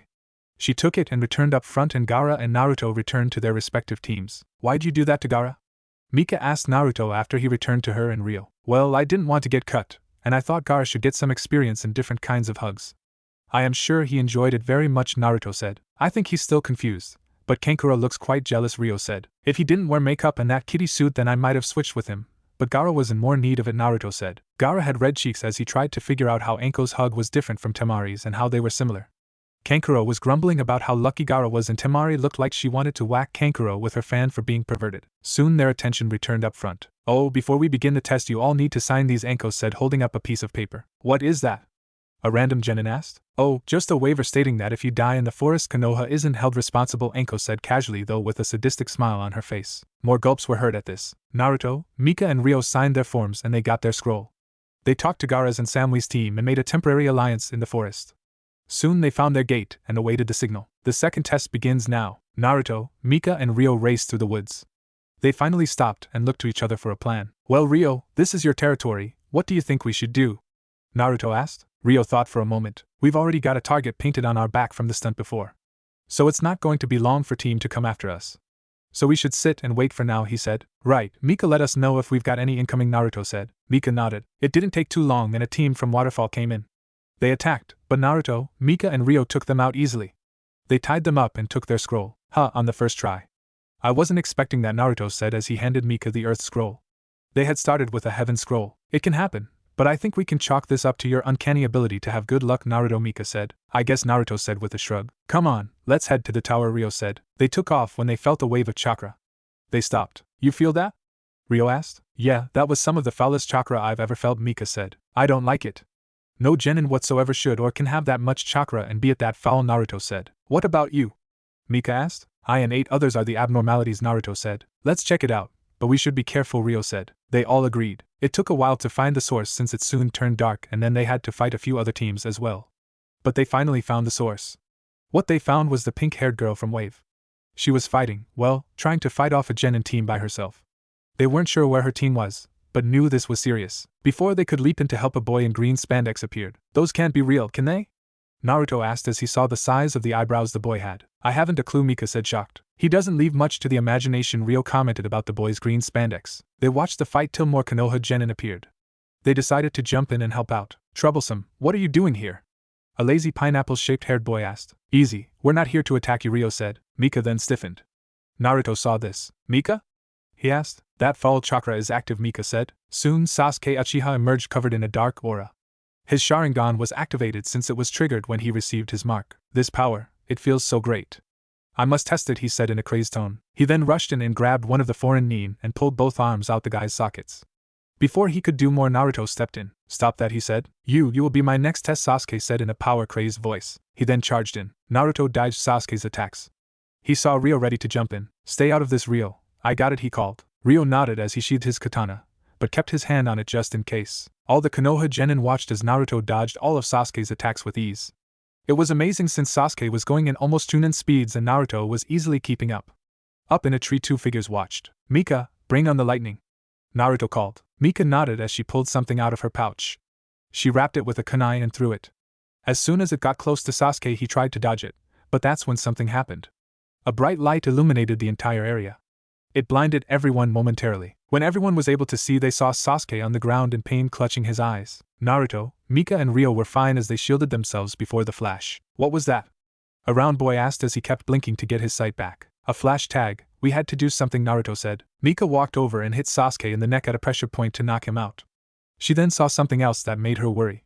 It was a mark on the base of Sasuke's neck. That was where the foul chakra was coming from. She stood up and turned to the pink-haired girl. Who did this? She asked. Why should we tell you? The pink-haired girl asked. Again, who did this? Mika asked, pointing to Sasuke's neck. It was Orochimaru. He came at us and attacked us. A boy with black hair and a fake smile said. Sigh. The pink-haired girl screamed. Mika ignored the scream and looked up at the trees in a certain direction. You can come down now, she said. The two figures jumped down. They were a boy and a girl. Ryo got a good look at the girl and nodded. He walked over. Are you Tenten? He asked. I am. Who are you? The girl named Tenten asked. My name is Ryo Kisaragi. I am your cousin, Ryo said. Tenten looked shocked. Cousin? She asked. Yes, you are Tenten Kisaragi, of the Kisaragi clan. Your mother was a member of the clan and a fierce kunoichi, and it seems she has passed those talents on to her daughter, Ryo said. Tenten, grab Lee and let's go, the boy ordered. Hold your tongue, Hyuga.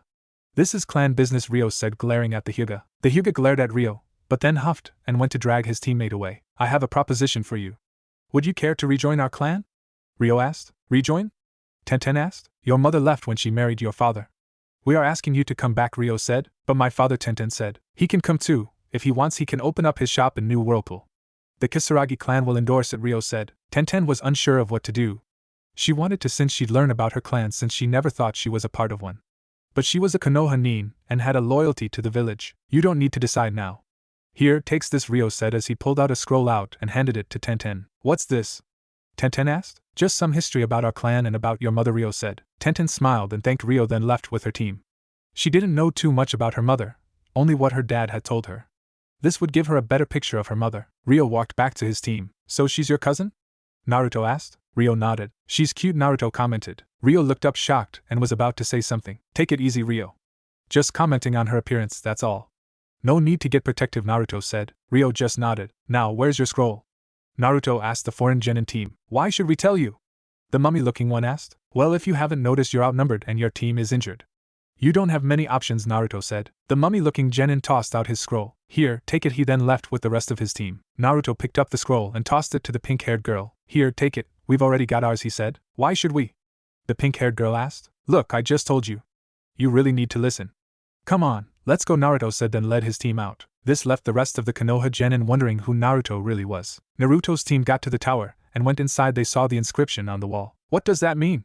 Naruto asked. Let's open the scrolls, Mika suggested. They had no better options and did so. They figured out it was a summoning scroll pretty quick, and soon Hideko appeared with a smile. Congrats, you guys, though I was expecting you sooner, he said. Got a bit sidetracked, Naruto said. Oh, Hideko said. Yeah, need to talk to the old man. It's serious, Naruto said sternly. Hideko just nodded, though he was unsure if he could take them up to see the Hokage. I can take them if you'd like. Hideko turned to find an Umbu wearing a cat mask. Nico! Naruto shouted happily. Hello, Naruto. It's nice to see you again, Nico said, smiling behind her mask. Naruto knew Nico since she was one of the other few Umbu along with Kakashi who watched over him when he was a kid. Nico then led them to the Hokage's temporary office in the Forest of Death. Ah, Naruto, you and your team made it. I am glad, Hiruzen said with a smile. Yeah, old man, but we've got problems, Naruto said. Oh? Hiruzen asked curiously. Yeah, Orochimaru placed a strange seal on the Uchiha. It leaks a foul chakra. It needs to be taken care of right away, Mika said. Hiruzen looked grave then sighed. Jiraiya isn't in the village, and he's the only seal master we have, he said. You got us, old man. Mika, Ryo and I can take care of it, and Hideko can help us too, Naruto said. Can you handle something like this? Hiruzen asked seriously. Lord Hokage, we're experts when it comes to Fuinjutsu.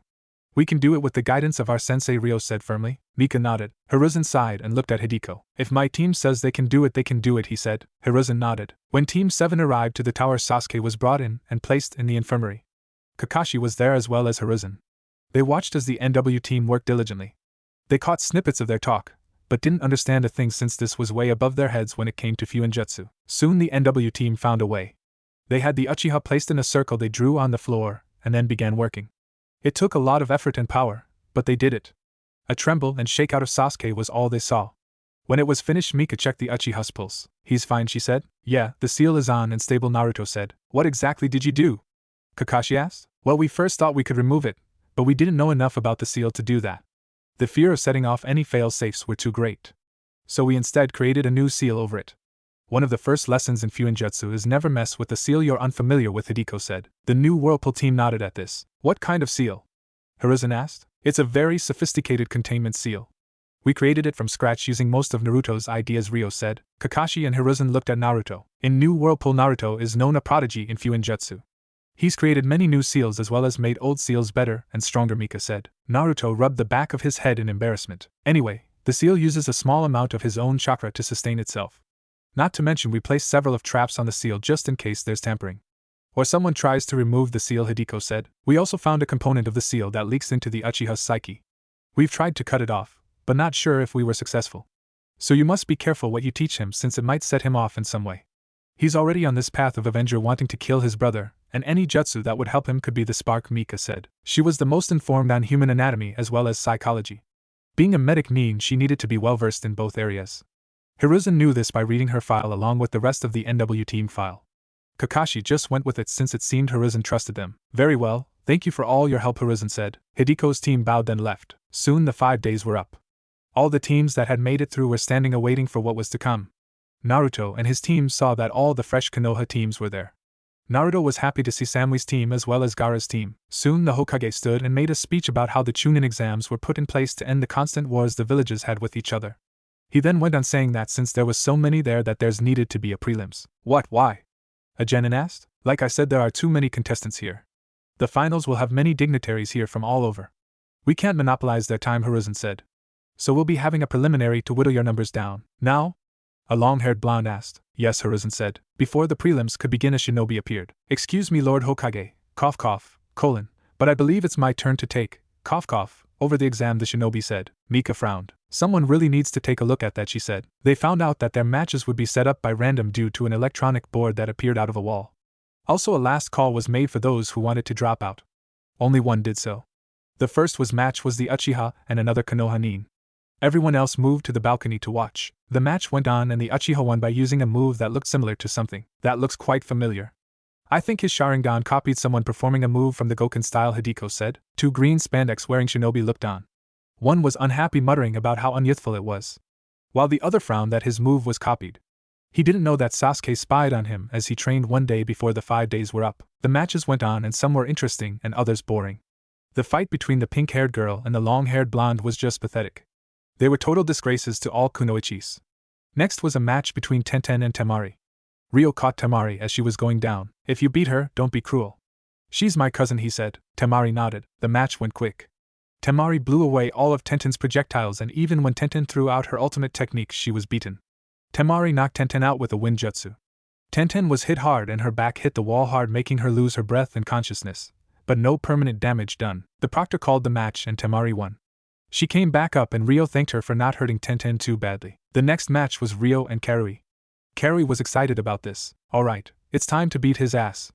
Karui shouted. It's not cool to be overconfident, Karui, Samui said. Whatever, I got this one, Karui said with a confident smirk. Soon both were down on the area. The proctor started the match and Ryo and Karui looked at each other. So, how do you want to start this? Ryo asked. Karui pulled out her sword and Ryo sighed as he pulled out his own katana. In a burst of speed they clashed. Their blades clanged metal upon metal. That sound echoed throughout the room as they fought. Up on the balcony, the Jounin were shocked at seeing the speed and intensity Ryo and Karui were fighting at. A bearded Jounin jaw dropped, letting the cigarette he had in his mouth fall to the floor. A red-eyed Jounin leaned forward to watch the spectacle. Kakashi had closed his book and watched the fight with much interest. The genin were just as surprised and shocked at the fight.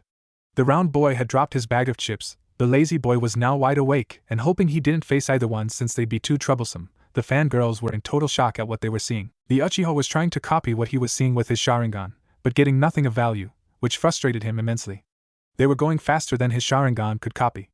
And since he didn't know any Kenjutsu, this was useless to him anyway. The only two teams not surprised were the NW team and the Kumo team except for their temporary sensei, Darui.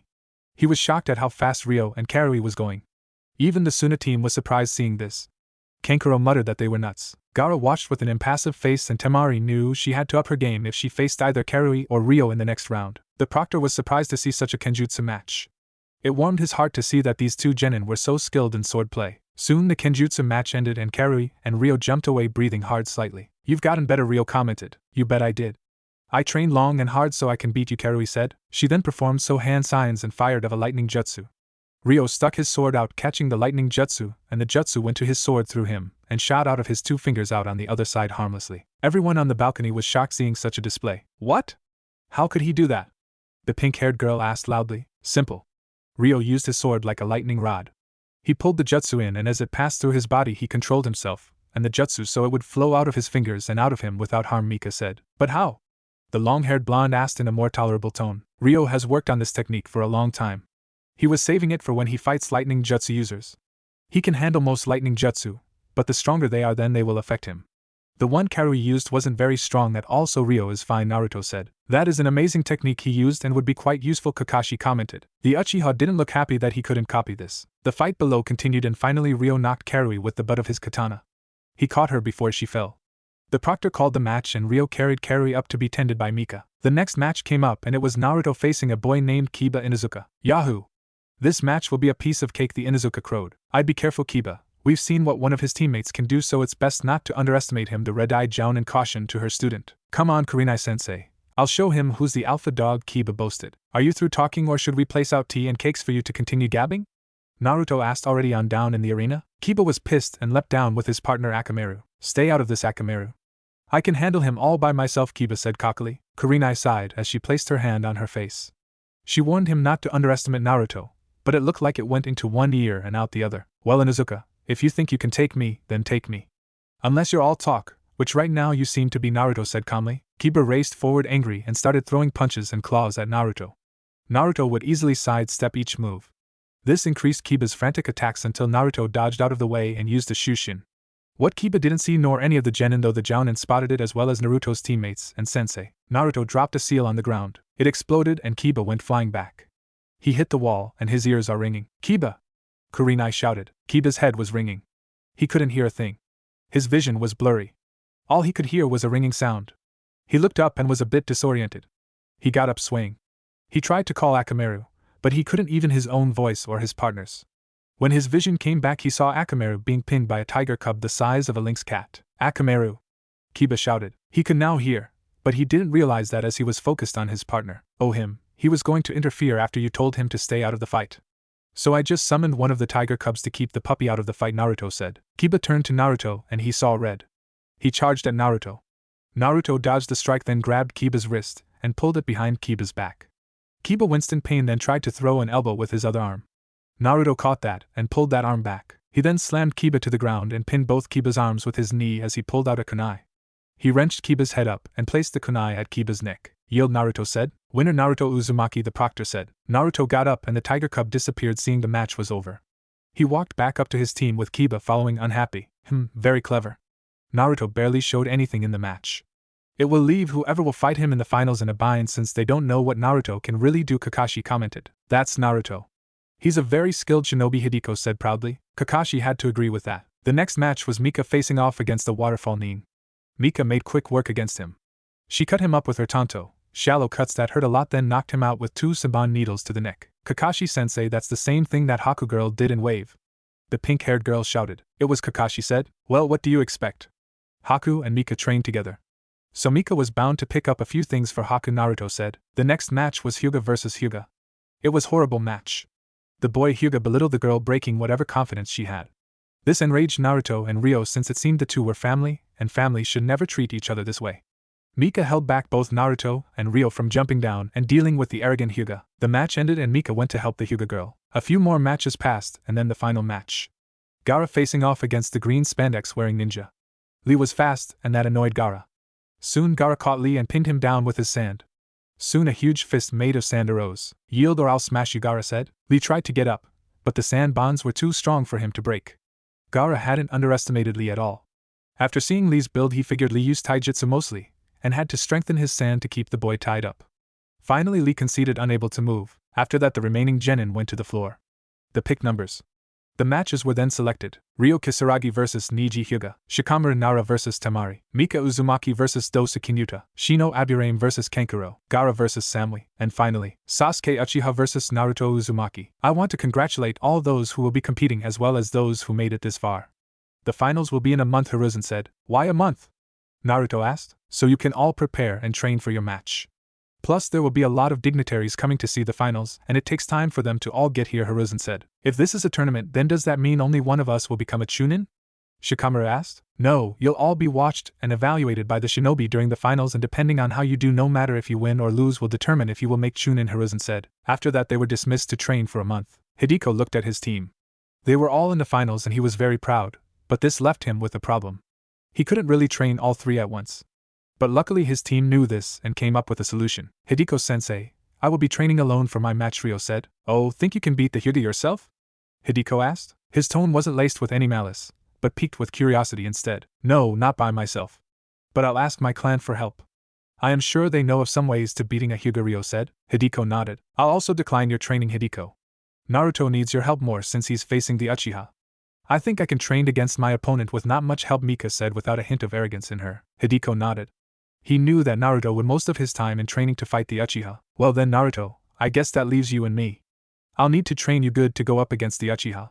He may be arrogant and all, but his clan is powerful and you need to know how to fight against the Sharingan, he said. Naruto nodded, ready for whatever Hideko was about to dish out. Good, see you two in a month, Hideko said, looking at his other two students. They bowed and left, leaving Naruto and Hideko. Ryo got to a training ground and looked around. After finding and feeling that no one was around, he did some hand signs. Summoning jutsu, a plume of smoke, then a wolf appeared.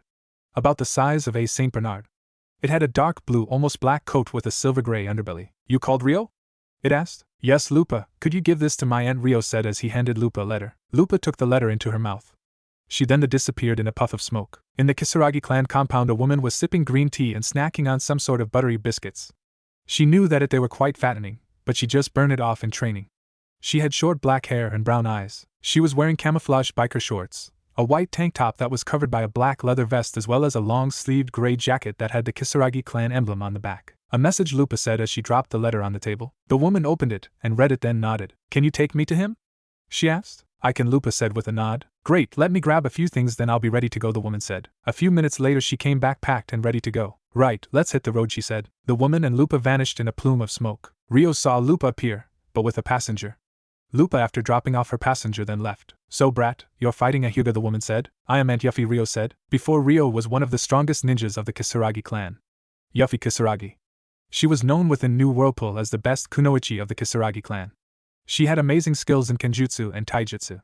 She had the best success rate in assassinations and infiltration missions and had the highest amount of kills. She was a strong leader and led the Uzukage's Black Ops division. New Whirlpool had two forces, one was the Umbu base Gale and the Black Ops 1. The Black Ops was a splinter group of Gale, and only handled the toughest missions like assassinations and infiltrations. Most of Gale did was protection detail for the Uzukage and village security and police force. Alright, tell me about the Hyuga, Yuffie said. Ryo nodded and they began to tell Yuffie all about Neji Hyuga. He's from the branch family as far as I can tell. He's got a superiority complex too.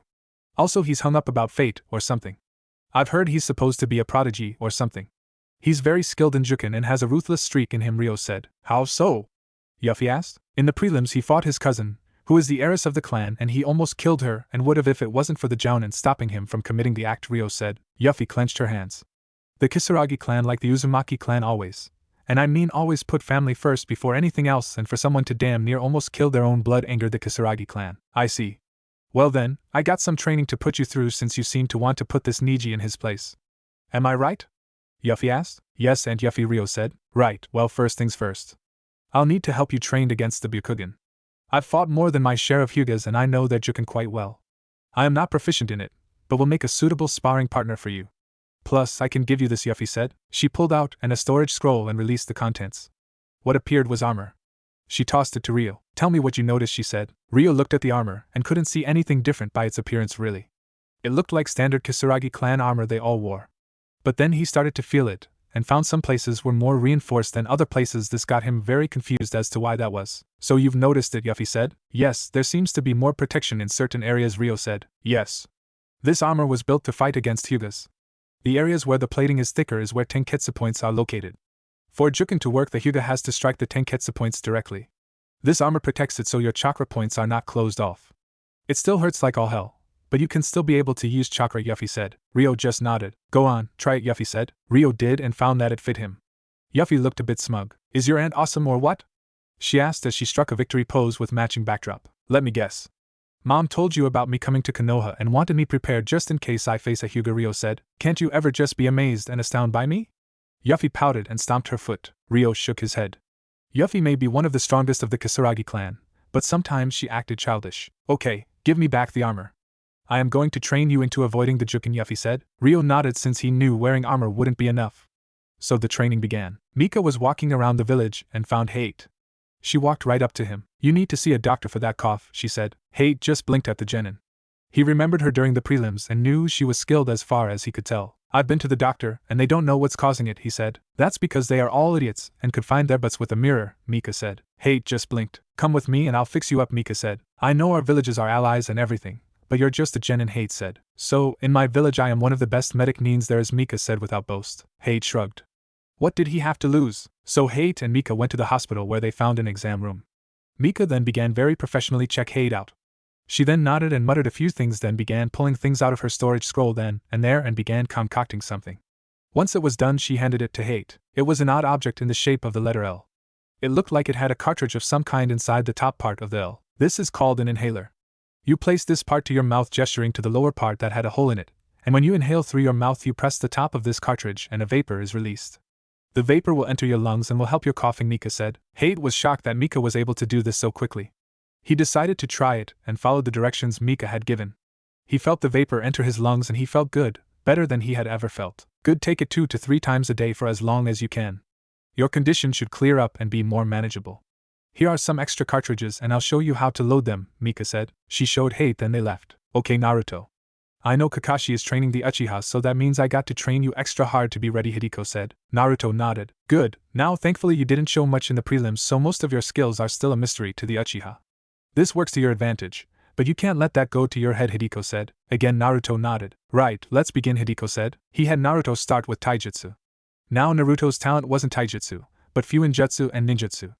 But he knew he had to have a certain level of skill in taijutsu to be a good shinobi and not rely on one talent. Hideko though changed Naruto's training a bit. He needed Naruto to fight Sasuke without looking into the Uchiha's eyes. The Sharingan can entrance its opponent. So Hideko had Naruto train his other senses. Hideko also worked on increasing Naruto's speed since that would be key to beating the Uchiha. Since he knew that even if the Uchiha can see your attack with the Sharingan, if you're faster than the Uchiha, then they couldn't react fast enough to defend. The training the three did was hard and they barely saw one another except May when they went into town and eat, or at the hotel. Yuffie was really beating Ryo into dodging the Juken strikes. Come on brat, faster. You got to get faster, Yuffie said as she performed Juken on Ryo. Like she stated before, she knew the Hyuga's taijutsu style very well after fighting against it many times. Though she was no expert and couldn't shut down the chakra points since she wasn't a Hyuga. But she could simulate very well and give Ryo live training. Ryo was pushed to his limits, as Yuffie didn't just want him to dodge Neji's Juken strikes, but all Hyugas no matter their skill. She didn't want Ryo to just rely on the armor to defend himself. She also upped Ryo's speed too while at it since she knew that Hyugas weren't known to be very fast, and it could be an advantage against them. Okay, let's take a break, Yuffie said. Ryo plopped to the ground exhausted. Mika, who had been watching this, walked over and handed him a towel as well as a bottle of ice water. Thanks, Mika, but shouldn't you be training for your match? Ryo asked. I am, don't worry, Mika said with a smile. Ryo shook his head. So Ryo, I have heard you got in contact with my niece? Yuffie asked. I have. Her name is Tenten. Her teammate is the Hyuga I am facing, Ryo said. Has she decided to rejoin the clan? Yuffie asked. I don't know, Ryo said. Well then what are we waiting for? Let's go and find out. Yuffie shouted with exuberance. Mika and Ryo's sweat dropped at this. Neji had finished his training for the day. Tenten was picking up her weapons. What are you doing here? Neji asked coldly. Tenten looked up to see Ryo and a woman. We're not here to spy on you, Hyuga. Just to see my cousin. You can leave, Ryo said coldly. Neji tried to glare back, but his glare was nothing compared to Ryo's, which was like cold steel with a razor edge. So Neji huffed and walked off. He definitely has one huge rod up his butt, Yuffie commented. Hello Tenten, have you given any thought to my proposal? Ryo asked, ignoring his aunt. I have, Tenten said. Hey, don't forget me. My name is Yuffie Kisaragi. I am your aunt. Your mother was my sister. Oh my, you look just like Diana when she was your age, Yuffie said in one breath. Tenten just blinked, staring at Yuffie. Sorry about that. Like she said, she's Yuffie and she's one of the strongest members of the Kisaragi clan. She just sometimes acts like this, Ryo sighed. Okay, Tenten said. So, what's your decision? Ryo asked. I accept. I want to be a part of the Kisaragi clan, Tenten said. Yuffie squealed with glee as she grabbed Tenten around the waist and began to spin her around and around in happiness. When they stopped, Tenten was very dizzy, and she fell on her but with one hand gripping the ground to keep her stable as the other went to her head to try and cease the spinning in her head. Ryo knelt down by her. You okay? He asked. I think I am going to hurl, Tenten murmured. Ryo just chuckled. Yuffie stopped her happy dance she was doing after she had let Tenten go. She then pulled out a storage scroll and released a jacket. She tossed it to Tenten. Since you are now a part of the Kisaragi clan, you need to wear our symbol, she said. Tenten, now finally able to see straight, looked at the jacket. It was grayish blue and had the Kisaragi clan emblem on the back. She put it on and it fit her. I've done it again! Yuffie exclaimed as she struck a pose and a backdrop appeared. You mean you broke into Tenten's room, checked out what her measurements are and made the jacket to fit her, Ryo said. Why do you have to do that? Yuffie whined. Tenten blinked. This woman, Yuffie, broke into her room, which was laid with traps and didn't get caught in any, and got her measurements, and made this jacket for her. She wasn't sure to be angry for the break-in or surprised that Yuffie got by her traps. Those traps in her room were her best work, really. Okay now. Time for the oath, Yuffie said seriously. Oath? Tenten asked. Yes, all Kisaragi clan members take this oath. Usually when they become shinobi, but since you're already one it's a bit late. It still can be done though, Ryo said. Yuffie had Tenten stand while Yuffie prepared things. It was very simple. Yuffie pulled out a kunai, and Tenten noticed it was different from any kunai she'd seen before.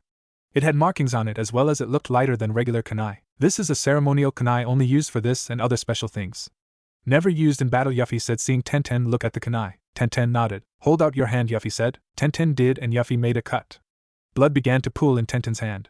She then squeezed it into a fist and recited the oath Ryo told her earlier. I, Tenten Kisaragi, vow on my life and blood to honor the Kisaragi clan and all it holds dear, to never go against my family, to fight for my family, my village with every drop of blood within me, Tenten said. I, Yuffie Kisaragi, accept your oath, Tenten Kisaragi, and welcome to the Kisaragi clan, my dear niece, Yuffie said. Ryo then bandaged up Tenten's hand and Yuffie hugged Tenten. Tenten felt so happy to have a family now. Sure, she had her dad, but now she knew she was a part of a clan, and this clan seemed to made up of powerful shinobi and kunoichi. She just hoped she'd fit in. Samui panted as she took a rest from her training. She knew she had to work hard since she was facing Gaara, a Jinchuriki. Though Gaara was stable now, it didn't mean he wouldn't go easy on her.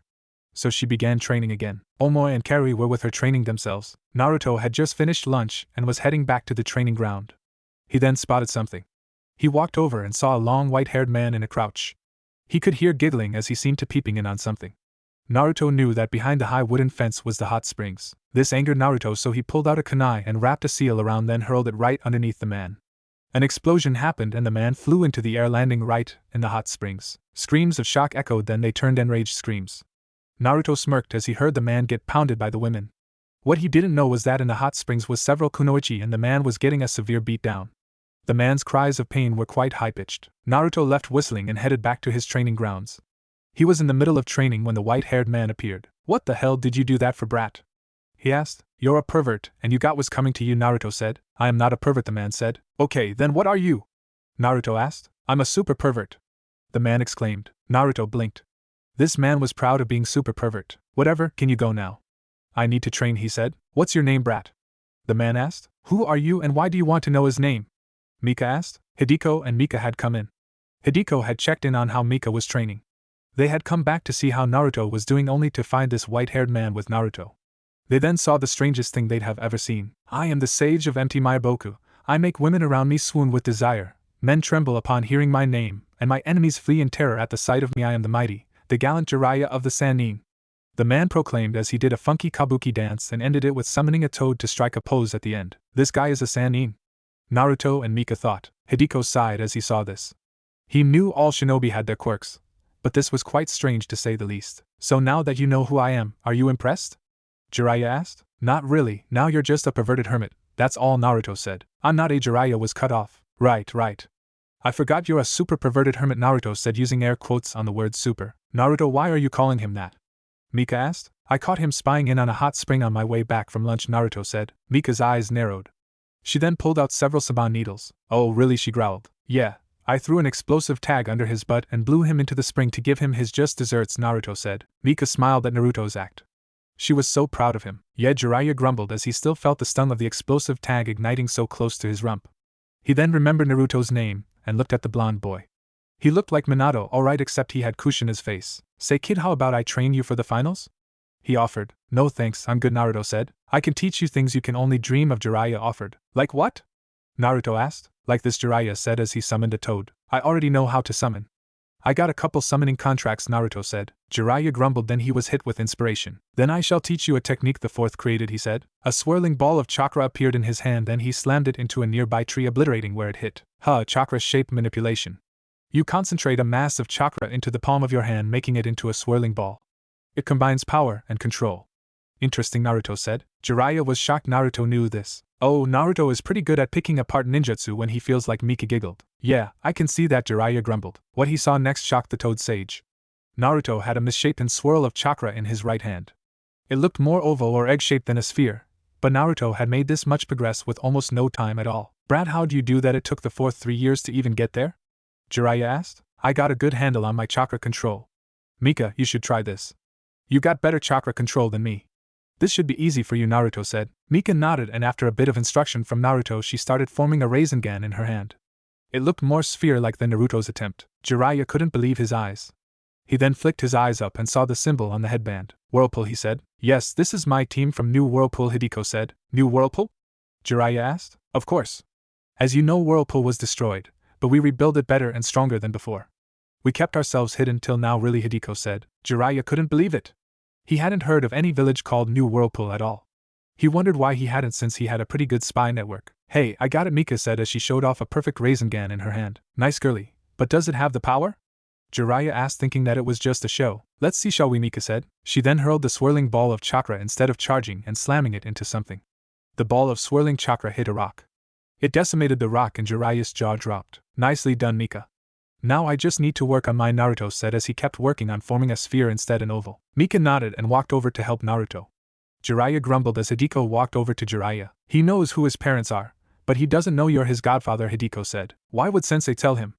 Jiraiya asked. He didn't, I did, Hideko said. Jiraiya turned to Hideko. Let them train and I'll tell you a story, Hideko said. Jiraiya nodded and walked over to a shady spot and sat down. Hideko told Jiraiya how he met Naruto and everything that had happened. Jiraiya was angry at how the village had treated Naruto, and was saddened he couldn't do a thing. But he vowed to himself to be a better godfather to Naruto. It didn't take long for Naruto to master the Rasengan, and Jiraiya was amazed. But what amazed him even more was Naruto's skill in Fuinjutsu. Naruto is known as a prodigy in our village, and unlike this one, we don't throw that word around a lot, Hideko said. Jiraiya was looking at one of Naruto's seals and couldn't believe how advanced it was. But this is a flash tag. But it looks so advanced, the Toad Sage said. That's the beauty in Naruto's work. He makes it look utterly complicated, but it's simple. It's a way to divert others from trying to copy his seals, though he's got a few security measures in the seals too. This one is just the more obvious one, Hideko said. Unbelievable. And the explosive tag he used on me? Jiraiya asked. That one. I am sure that one wasn't only a little powered up. He got one's a heck of a lot more powerful, Hideko said. Jiraiya shivered and glad he was hit with a low-grade explosive tag and not a more powerful one. So what level is he? He asked. Hideko just smiled since he knew he was going to blow the Toad Sage's mind. Tenten had a smile on her face. She was her cousin and aunt. They were telling her all about New Whirlpool. They entered the weapons shop her father owned. Dad, I'm home, she called out. Hey Tenten, I didn't think you'd be you. Tenten's father said as he pointed at Yuffie. Tenten and Rio blinked with confusion. Hey there, you've gotten old, Yuffie said with a smile. What are you doing here? I did my best to make Diana happy. I swear I did. She died of a sickness. I couldn't do anything to stop it. Please don't castrate me. Tenten's father pleaded as tears rained down his face. You threatened to castrate my dad? Tenten asked. Sheesh, that was years ago. Back when he and your mom were getting together.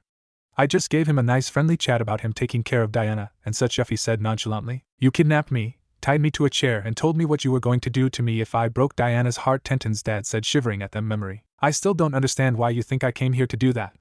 I'm just here to train my nephew here for the finals, Yuffie said. So, you're not here to cut my friend off? Tenten's dad asked as he still kept his crotch covered just in case it was a trick. Nope, But I do have a proposal for you, Yuffie said. Okay, what is it? Tenten's dad asked, still protecting what made him a man. Dad, I've been asked and decided to rejoin Mom's clan. I am now Tenten Kisaragi, Tenten said. You are? Tenten's dad asked. Tenten nodded. Sir, with Tenten joining our clan that means she'll have to move back home with us. But we know she doesn't want to leave you, so we're here to offer you to move to New Whirlpool with Tenten and set up shop there, Rio said. Why, I make a pretty good decent living here. Tenten's dad asked. We can give you a much better prospect besides. You can be officially endorsed by the Kisaragi clan and that will boost business for you, Yuffie said. Tenten's dad wasn't sure.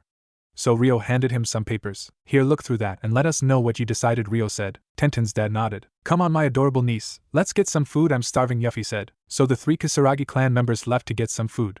While Tenten's dad looked at the papers he had gotten, he had a big decision to make. Jiraiya was still shocked as he saw Naruto unleashed a perfected Rasengan and obliterated a nearby boulder. He had taken a page from Mika's book and had learned how to throw the Rasengan. Why Jiraiya was still shocked even though he had seen Naruto complete the Rasengan before? Well, it took Minato 3 years to create and complete this jutsu, and for Naruto it took no time really at all. Alright, I think I'm close to being ready for the finals, Naruto said. Yup, I can't wait, Mika said. You two have come far and I am sure Rio has grown with his month of training. I can't wait to see how far you've all come since I took you on as my team, Hideko said. Jiraiya shook his head. He had heard from his sensei about the invasion and knew that this would be an interesting time for Konoha. It was the day before the finals. Hideko had called his team together. He looked at the 3 before him and smiled. I am proud of you all and how far you've come so far in your own training, he said. I've watched you all grow since you were kids and I am proud to be your sensei now.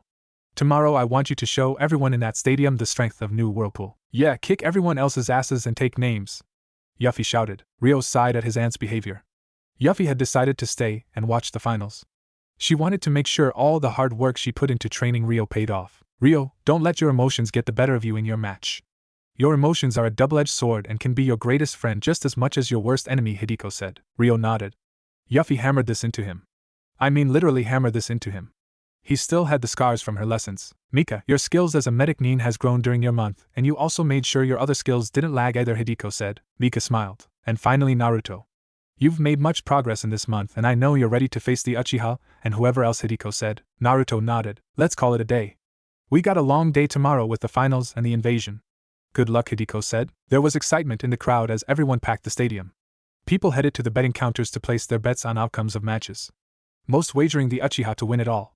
In the stands the rookie Konoha genin sat down with their sensei close by, but with a certain one-eyed jounin missing. Hideko and Yuffie sat with them. Tenten, what's that you're wearing? Lee asked. Tenten was wearing her clan jacket. The emblem of her clan was on the back. It was a large whirlpool and inside it was 2 crossed kunais, a sword pointed directly down the middle of the crossed kunais, shurikens circled all around and a scroll on the bottom of the crossed kunais. The Kisaragi clan loved weapons. I am just supporting my clan, Lee Tenten said. You have a clan, Tenten? Guy asked, shocked upon hearing this info. Yup, that's my niece and I am Yuffie Kisaragi, #1 kunoichi of the Kisaragi clan, Yuffie proclaimed. The Konoha shinobi looked at Yuffie and blinked. Tenten sighed as she was getting used to her aunt's behavior, while Hideko ignored it since he was already used to it. The Kisaragi clan, I've never heard of them before, a cigarette-smoking jounin named Asuma said. Our clan is a close cousin to the Uzumaki clan, Yuffie said. Yash, I wonder if I am a part of a clan as well. I bet I am.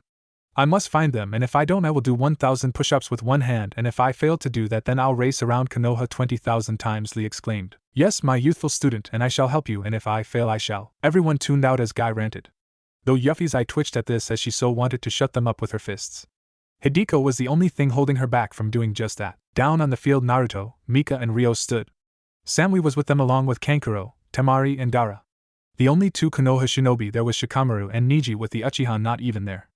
Along with the sound nin Mika was supposed to be fighting. Man, this is such a drag, the lazy shinobi muttered as he looked at his fellow competitors and how serious they all looked. Up in the Kage booth Hiruzen sat, then he turned and smiled. Lord Kazekage, how glad you've come. I hope you had a safe trip, Hiruzen said. I did, and I am quite glad the finals are here since I don't think your old bones could take a trip, the Kazekage said. Nonsense, these bones still have some life in them, Hiruzen said, ignoring the barb. Celine and Asun appeared with their guards.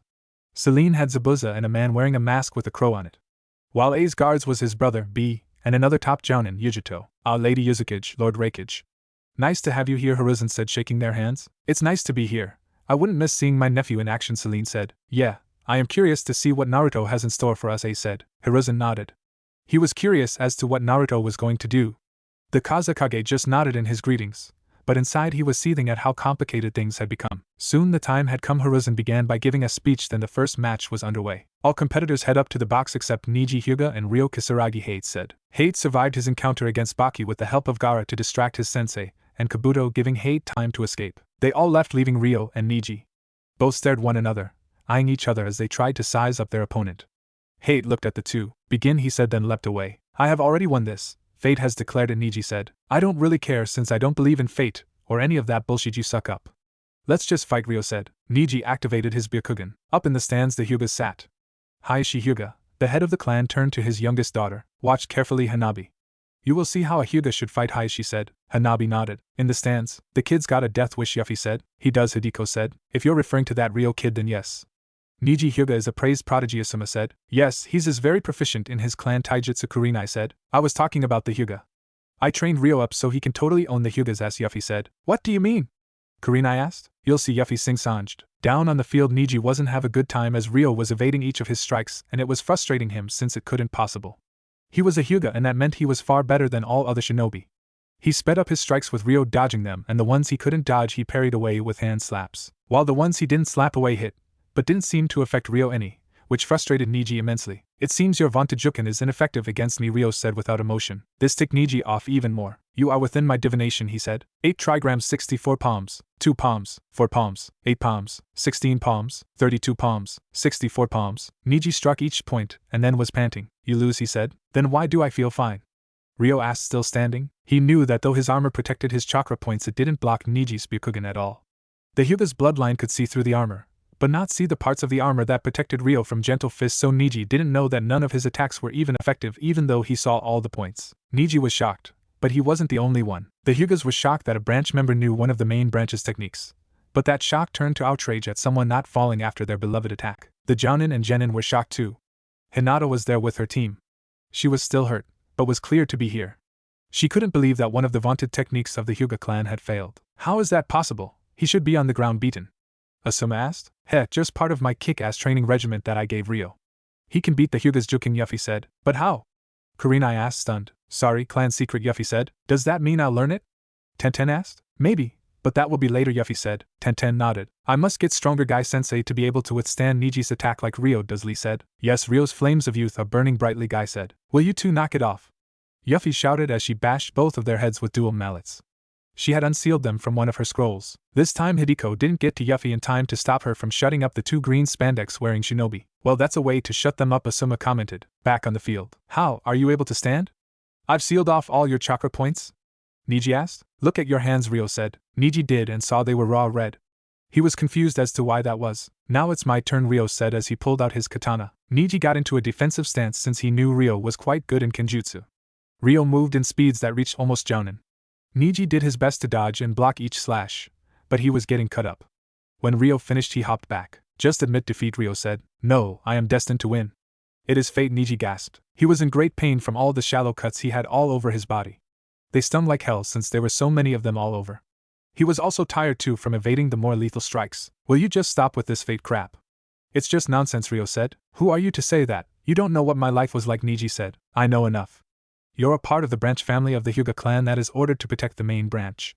You, like all of your branch family, are branded with a seal to prevent the Byakugan from being stolen, but it's used to make their own family into slaves, Ryo said. Neji ripped off his headband showing off the seal. Let me tell you my tale, he said. Oh great, Amo story time, Ryo mumbled. Neji then went on about how his father was killed after Hinata's kidnapping was foiled and the Hyuga clan elders ordered it. Kumo, the village that had attempted the kidnapping, had demanded reparations for the killing of one of their ambassadors. They demanded the head of the leader of the Hyuga clan, which was Neji's uncle, Hayashi. Hayashi and Neji's dad, Hizashi, were twin brothers. The Hyuga elders ordered Hizashi to be the one sacrificed since they didn't actually want to hand over Hayashi's head to Kumo. Hearing this, looked a bit ashamed at his village's past. Do you know that? Do you actually know that it was the elders? Ryo asked. Yes, along with my uncle, Neji spat. Give me a break. I'm sure there's another explanation. Like maybe your father took your uncle's place. Your uncle wanted to be the one, but your father stepped in because he loved his brother and did it to protect his brother, Ryo said. Silence, you don't know anything, Neji said. I sort of do. You see, the Kisaragi clan is a close cousin to the Uzumaki clan. Our clan had vowed to be the bodyguards of the Uzumaki clan. So we're kind of alike, Ryo said. If I was in that position your father was in, I know I'd do the same thing to save my brother. Neji charged in and Ryo smirked. He stabbed his katana into the ground and jumped back, and then a bright flash covered the field that came from the katana. When it ended and everyone had their vision back, they saw Neji on the ground rolling around in pain. He was clutching his eyes. Ryo walked over, pulling up his sword, and stepped on Neji's chest, placing the tip of his sword at Neji's neck. What Ryo did was drop a flash tag on the ground as he put his sword down to hide the dropping of the flash tag. Winner, Ryo Kisaragi, Hate said. In the stands, the Hyuga were shocked at the outcome. Hayashi excused himself. He had to talk to his nephew. With the Jounin and Genin, they were shocked too, well, except Hideko and Yuffie. Was that what you had planned out? Hideko asked, turning to Yuffie. Nope, I told him to beat the shit of the Hyuga and cut him up good in the process, Yuffie said. That was a flash tag, right? Kurenai asked, stunned. I think so, but I've never seen one so powerful before, Asuma said. Thank Naruto for that. He's a prodigy when it comes to Fuinjutsu, Hideko said. You mean that spiky blonde brat made that seal? Anko asked. He did, and many more. He's created and improved many seals that we use in the village, Hideko said. Unbelievable, Kurenai said. Yeah. He, Mika, and Ryo are all advanced expert in Fuinjutsu, Hideko said. Advanced expert, what does that mean? Ino asked. You see, there are stages or levels in learning Fuinjutsu. The first is, and the bottom one is novice. Everyone starts there. Next is beginner, which is a step up from novice. After that it is intermediate, then advanced, then expert, and then where Hideko's team is at advanced expert. They are all close to being called master, Yuffie said. In New Whirlpool, kids are taught Fuinjutsu at a young age. Some even before they can walk. They are trained by their families and the village in Fuinjutsu. We have the most seal masters of any village, Hideko said. Naruto is more close to master, but he stayed back to let his teammates catch up to him. He wants to be a master along with his team. He helps them with their Fuinjutsu training too. Everyone was shocked to hear that New Whirlpool had so many seal masters. The Jounin knew how difficult a skill that was, and to have so many is just simply amazing. Tenten got excited that she'd be learning Fuinjutsu. Amazing to have 3 genin to be that advanced in Fuinjutsu, Asuma said. I don't see what's so great about Fuinjutsu, Sakura said. It's simple, girly. Your village, all hidden villages have a chakra sensory system. That chakra sensory system detects unknown chakra signatures that enter their villages. It helps prevents foreign shinobi entering a village unknown. Seals create that whole system. All exploding tags are seals, as are the storage scrolls too, along with the flash tags you have just witnessed. Fuinjutsu is quite amazing. A Fuinjutsu master can wipe out an entire army with just seals, Hideko said. They aren't better than Sasuke, Sakura said stubbornly. Ino nodded in total agreement with her rival.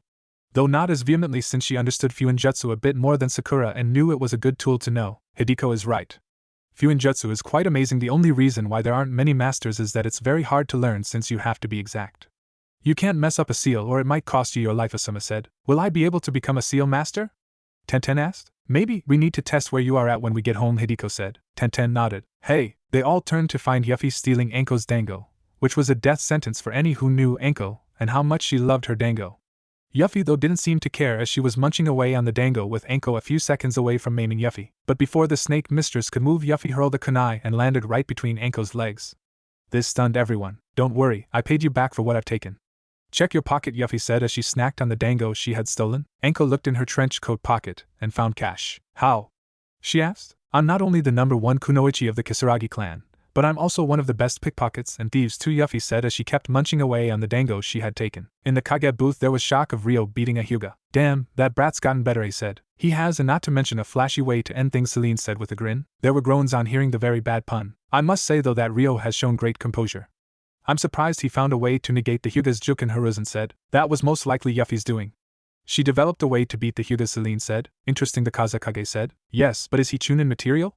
A asked. I'd say he is, Celine said. Yes, I am also very surprised with the power of the flash tag, Hiruzen said. That would be Naruto's work. He's increased the power of explosive and flash tag, Celine said. Really, how powerful? Hiruzen asked. Let's see, he's got a 5x, a 10x, 50x, 100x, 150x and so on and so forth. I think the strongest he got it to was 350x, and those can obliterate a small village, Celine said. This made all the Kage's eyes widen at the utter destruction Naruto had within his fingertips. In the competitor's booth there was talk. I think Ryo copied your little trick we used back in the forest against the Uchiha, Mika said. He did, but it works against any shinobi within bloodline in the eyes, Naruto said. Mika nodded. Man, how strong are you guys? Kankuro asked. We're pretty strong, but Naruto is the strongest of us, Ryo said, appearing in the box. Shikamaru grumbled a troublesome with Shino adjusting his glasses. The next match was Shikamaru and Temari. Canon. It seems the Nara clan's laziness is still strong, Yuffie said. It is, Hideko said. Ino was shouting and yelling at how she was going to kill Shikamaru for forfeiting. In the Kage box the 4 Kages were discussing the match. He's the most unmotivated person I think I've ever met, Celine said. Yes, but he's quite smart too. Think he's Chunin material? Hiruzen asked. He is, but I'd have liked to see more of what he can do, said. The Kazekage just nodded. Man, now that's lazy, Naruto said. It may look like it, but the Nara calculated his chances and took the best route, Ryo said. Well, you know tactics the best, Ryo, Naruto said. Still, he just pissed of Temari. He's going to die, Kankuro said. Temari came up the stairs with a huge storm cloud over her head. She was in a rage from how her match went. She was toyed with by the laziest person she had ever met. This was a blow she couldn't take, and she was going to take it out on someone. Kankuro hid behind Gaara. He could feel Temari's anger, and he didn't want to be the target. He just hoped Gaara's would protect him too. Naruto though threw caution to the wind and walked towards Temari. He's going to die, Kankuro said. Hey Temari, Naruto said. Temari's teal-green eyes snapped to Naruto, her fiery glare still burning. You did a great job. You just got a crap match against the laziest ass in the world, Naruto said, then hugged her. Temari seemed to melt into Naruto's arms. She didn't know how he did it, but he calmed her down with a few words and a hug. She hugged Naruto back, making sure she pressed herself quite snugly against Naruto so he could feel her womanly assets. Thank you, Naruto, she said into Naruto's ear. Samui saw this and frowned. Mika sighed and shook her head. She knew this was really going to be trouble later on. Why does Naruto have to be such a nice guy? She thought. Kankuro looked out from behind Gaara. How'd he survive? He thought. The next match was Samui and Gaara. Samui and Gaara made it to the field and looked at each other. Samui knew that with Gaara being a Jinchuriki, that meant she'd need to be more on guard. Gaara had more chakra than her, and could easily outlast her if sparring with Naruto in the past was any indication. She needed to finish this quick. Ready? Hate asked. Samui and Gaara nodded. Begin! Hate shouted. Samui jumped back and performed some hand signs and fired off a blast of lightning. A wall of sand stopped the attack. It's going to take more than that, Gaara said. I know that, Samui said. Then try this, Gaara said. Soon sand made into fists came flying out. Samui dodged them all, but they were getting faster and faster that she was having trouble. She then did some quick hand signs and lightning fired off, incinerating the sand fists. Gaara stopped his attack and began his next step of his plan. He sank into the sand, making Samui on edge as she did her best to sense where Gaara would be coming from. He's so in tune with the earth that it's hard to pinpoint where he is, Samui thought as she kept her eyes and ears open. Gaara then rose from the ground to grab Samui, but she jumped up just mere seconds from being captured. She hurled a smoke bomb down on the ground to give her a chance to escape.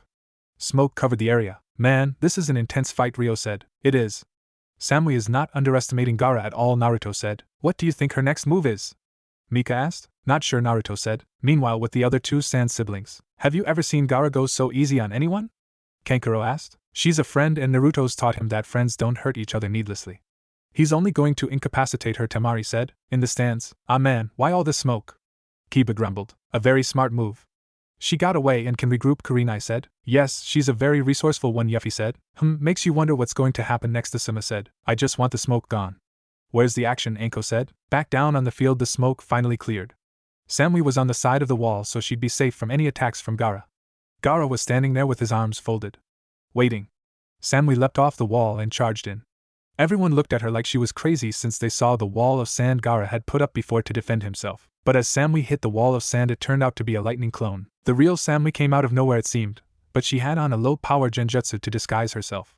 She came in swinging her sword. It cut through Gaara, but he was just sand clone. Samui was surprised by this, and before she could react, her legs were encased with sand.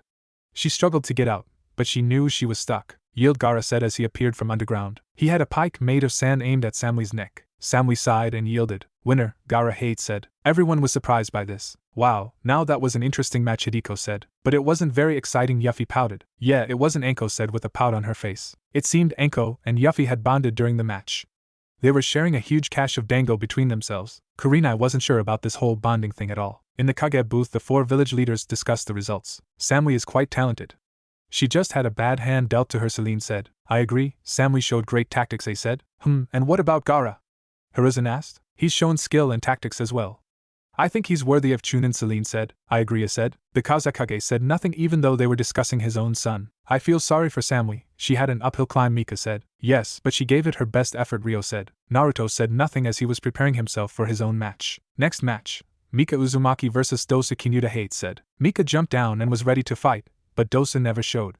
They waited the allotted time and Dosa was disqualified. Mika frowned since she was ready to fight, but had moved on without fighting. She got back up to the competitor's box.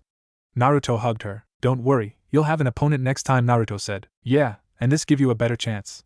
You are fully rested unlike your opponent might be, Ryo said. Thanks guys, Mika said with a smile. The next match, Naruto Uzumaki vs. Sasuke, Uchiha Hate called. Naruto leapt down and no sign of Sasuke. I do hope this isn't a pattern. I was looking forward to this match, he said. Yes, so was I, Celine said. Ambu, find Kakashi, Hiruzen said. Oh man, another one. Come on, Anko whined. Yeah, I want to see Naruto beat the snot out of the Uchiha, Yuffie grumbled. What makes you think Naruto would win? Asuma asked. Easy, Naruto is the top genin of Whirlpool. He's the best in all areas and has been known to sparring against Chunin in the village and the occasional Jounin, Yuffie said. You let a genin spar against Chunin and Jounin? Kurenai asked, shocked. Of course, it's the only way we of New Whirlpool think will help our shinobi get stronger. They face someone stronger than them. It not only gives the genin knowledge of facing a stronger opponent, but also gives lessons to the Chunin and Jounin, Hideko said. Plus we make sure it doesn't go too far anyway, Yuffie said. What kind of lesson? Asuma asked. Never underestimate your opponent no matter the level. Genin are still capable shinobi after all. When it comes to fighting in the field, rank means nothing, Hideko said. The Jounin and Special Jounin had to agree with that. They understood that even a genin can cause trouble for an experienced shinobi since they use tricks that the experienced ones would forget. And the experienced shinobi are more set in their ways than the younger ones. The genin among them just looked confused. It's been an hour, and he still hasn't shown. I think this is grounds to disqualify the Uchiha, he said. I agree. For him to have the nerve to be this late shows he's not ready for the responsibility of being a Chunin, Celine said. Give him a bit more time. I am sure he'll show the Kazekage said. I say no, he doesn't deserve it for making us wait this long, he said. Celine just nodded. What about if he loses his chance at a promotion, but he still gets to fight? The Kazekage suggested. No way, he's lost that right too for being tardy and making us wait for him, Celine said. I agree. He is a shinobi and has to learn to be on time no matter if he's a genin or jounin, said. But so many people have come out to see the Uchiha fight, the Kazekage argued. It's not our fault that he failed to show. He can only blame himself for that, he said. Yes, the Uchiha shouldn't be given any kind of favoritism at all. He just another shinobi in the ranks, Celine said. Hiruzen sighed, but he could see the points Celine and A was making. He motioned to an Umbu and whispered in their ear. The Umbu nodded and shined away. Naruto was sitting there meditating as he waited. He had nothing better to do really. Hate was bored and then Umbu whispered into his ear. He nodded. Sasuke Uchiha is disqualified for not showing. Winner Naruto Uzumaki, the Jounin said. There was shouts of outrage from the crowd who were Sasuke supporters. They booed and jeered. Naruto just shined back up to the box. Well, that was lackluster, he said to his team. I agree, but a wise decision by the Kages. The Uchiha didn't deserve to even fight if he doesn't even show up on time, Ryo said. Tell that to the crowd, Kankuro said. Sakura and Ino were a part of the shouting. They can't do that, Sakura shouted. Yeah, Sasuke should be able to fight. They can't disqualify him, Ino said. They just did now. Shut up, Yuffie growled as she unleashed her Ki on the two fangirls. This piped them down, but they glared at Yuffie, who then brandished a huge-ass meat cleaver-like sword. You've got something to say? Yuffie asked in a very sweet tone. Sakura and Ino turned around and were like statues. Enko looked at Yuffie like she found a kindred spirit. The Uchiha has shown he's not ready to be a Chunin for not even showing up for his match at all, Hideko said. I agree, Asuma said. Kurenai nodded. There was an intermission to get ready for the next round. The next round of matches would be determined by names being drawn out. Hiruzen stood up as the intermission came to an end. The next match shall be, Hiruzen said as he drew out a name, Gaara, and his opponent will be. He pulled out another names, Naruto Uzumaki. Both Jinchurikis looked at each other, and then nodded. They'd give this match their all. They appeared on the ground, and just as the match was going to begin, a swirl of leaves appeared. Are we late? Kakashi asked. As a matter of fact you are, and you got your student disqualified, Hate said. I see. Well, it's not really my fault this time. Sasuke here wanted to put in some more training and I couldn't find him, Kakashi said as he rubbed the back of his neck. He was telling the truth this time since he went to get Sasuke, but couldn't find him at all and had to look all over to find him. Whatever, Kakashi, can you and your student leave so I can begin the next match? Hate asked. I'm an Uchiha, they can't do this to me, Sasuke declared. I really don't care who you are, Genin. You were disqualified due to being a no-show for your match. Next time be on time, Hate said in an uncaring tone. Sasuke glared at Hate. Leave the field, Uchiha. You're not only disgracing yourself, but your village with your behavior, Gaara said. Yeah, we've got a match to start, and you're holding us up, Naruto said, adding in his 2 cents. Sasuke glared at Naruto and pushed Kakashi's hand off of his shoulder and charged at Naruto. He was going to show Naruto who was stronger. But before he could even get close to Naruto, his feet got stuck. He looked down and saw that there was sand wrapped up to his ankles. The Uchiha struggled to get out, but he could barely move an inch. You have already disgraced yourself and your village for not showing up, and now you're making it worse by attacking shinobi who is related to the Uzumaki without a reason. You could start a war with New Whirlpool for your actions, Gaara said. Release me. I am an Uchiha, Sasuke growled. No, Gaara said calmly. Sasuke snarled as he tried harder to get himself free from the sand, unaware that everyone was watching the scene. Kakashi, please take your student before he disgraces you, himself and Konoha even more than he already is, Naruto said. Kakashi sighed and nodded. He grabbed Sasuke and after making sure he had a firm grip on the Uchiha, he nodded to Gaara to release his hold and then shined them away. Well, now that little production is over. Let's get this match started, Naruto said as he cracked his knuckles. Yes, let's get to it, Gaara said. Hate looked at the two and nodded. The second round of the Chunin exams is ready to commence. The match between Gaara and Naruto Uzumaki began. Gaara started off by hurling sand-made spears at Naruto. Naruto dodged them and went through hand signs and created a sword made out of water and hacked and slashed through all the sand spears. Incredible. I've never seen a jutsu like that before, Asuma said. Yeah, the brat can go, Anko said. Of course he's good. He's an Uzumaki and they are some of the best, Yuffie said proudly. Kakashi and Sasuke arrived and Kakashi plopped Sasuke right between his two biggest fans. Sasuke was angry with his new situation and tried to leave, but with Sakura and Ino on either side of him made it hard. They were smothering him. All he could do was glare down at the field knowing that he should be done there fighting Naruto, not Gaara. Troublesome. That's why I bailed when I could, Shikamaru said as he watched the match. Ah, come on, Shikamaru. This is totally awesome. I just wished I was down there, then I'd show them who the top dog really is, Kiba said. Didn't you get your butt handed to you by Naruto in your match? Tenten asked with a smirk. Kiba grumbled at this. Hey, cheer up, Biscuit Breath. You got that far in your first Chunin exam, Yuffie said. What did you call me? Kiba asked. I called you Biscuit Breath because it sounds right since that's what your breath smells like, Yuffie said like it was the most obvious thing in the world. Kiba growled and looked ready to attack Yuffie. Kiba, have you been eating those dog biscuits again? I told you they are for the Neek and not for you, a teenage girl with brown hair and markings on her face. Hey Hannah, grab a seat, Anko said, smiling at the newcomer. Hannah smiled as she sat down. This Hannah is my new best friend, Yuffie. She's so awesome, Anko gushed. Hannah looked shocked at Anko's behavior and looked to Kurenai for an explanation. From the look the female Inuzuka was getting from the Genjutsu mistress, she saw that this was true. Mainly since Kurenai looked like she was getting a migraine. Hannah looked back to Anko, who was looking at Yuffie like Yuffie was her idol. Yuffie meanwhile was laughing her ass off since Kiba actually eats dog biscuits. Back to the match, Gaara evaded Naruto's blade made of water and threw Naruto back with a huge fist made of sand. Naruto skidded back, but then stood up breathing a little hard, but wasn't hurt badly at all. You've gotten better, Gaara commented. Yeah, well, I knew I needed to, Naruto said as he wiped his mouth. But before they could go into another bout, feathers floated down, causing everyone in the stadium to fall asleep except for those shinobi keen enough to break out of it. Soon explosions were heard. Shit, the invasion, Naruto grumbled since he was getting into the match. He and Gaara jumped up and there they were met with Temari, Kankuro, Samui, Karui and Oma. What are our orders, Naruto? Ryo asked. In the Kage booth the explosions went off. The Kazekage revealed himself to be Orochimaru. The snake Sannin was so confident that his plan would still work even with all the hiccups and glitches it had. He grabbed Hiruzen and then pulled him up. Celine and A followed up and soon the three Kages were locked inside a barrier. The Umbu and Celine and A's guards stood outside not sure what to do. Meanwhile there was fights breaking out all over the stadium as well as outside it too, with Soundnin attacking as well as Sunanin too. The Jounin were fighting. Yeah, now this is awesome. Yuffie shouted as she pulled out a big-ass sword that was twice as big as herself from one of her scrolls. She then laughed in a maniacal as she swung it around like it weighed nothing. Anko had stars in her eyes. Hideko sighed and shook his head as he took down another two Soundnin. The Konoha Jounin joined in with Guy already challenging Kakashi to see how many opponents each can take out. Whenever Guy remarked about his score, Kakashi would one-up him, which made the green spandex wearing Jounin shouted about something then declare his flames of youth as he took on more enemy nin. Okay, here's what we're going to do, Naruto said firmly. The Sand siblings, Mika, Ryo, and the Kumo team looked at Naruto. Mika and Ryo will come with me and help out in the fights. Samui, you and your team help in the western sector. Sand Sibs, you go and head to the eastern sector, Naruto said. With orders they all left to take care of their duties. Naruto looked at Ryo and Mika. Well, let's get to kicking, but Naruto said. The Jounin were all fighting. They had awoken the genin that had fallen asleep due to the mass genjutsu. They ordered them to help evacuate the civilians. Oh yeah, come to mama, boys. Yuffie shouted as she wiped out 5 Soundnin with one swing of her huge sword. She's insane, Hannah said. I know, isn't she amazing, Anko said in total fangirl mode. Anko, quit fawning and get back to fighting, Asuma said. Shut it, Smokey. I can fawn over my new idol and kick ass at the same time, Anko said as she hurled 3 kunai killing 3 Soundnin. That's the way. Yuffie shouted as she jumped into the fray. Anko of course followed right after in excited fashion. Kurenai sighed as she dodged a kunai. She just knew this was going to be so troublesome. Guy was keeping up the competition with Kakashi with how many enemies they beat.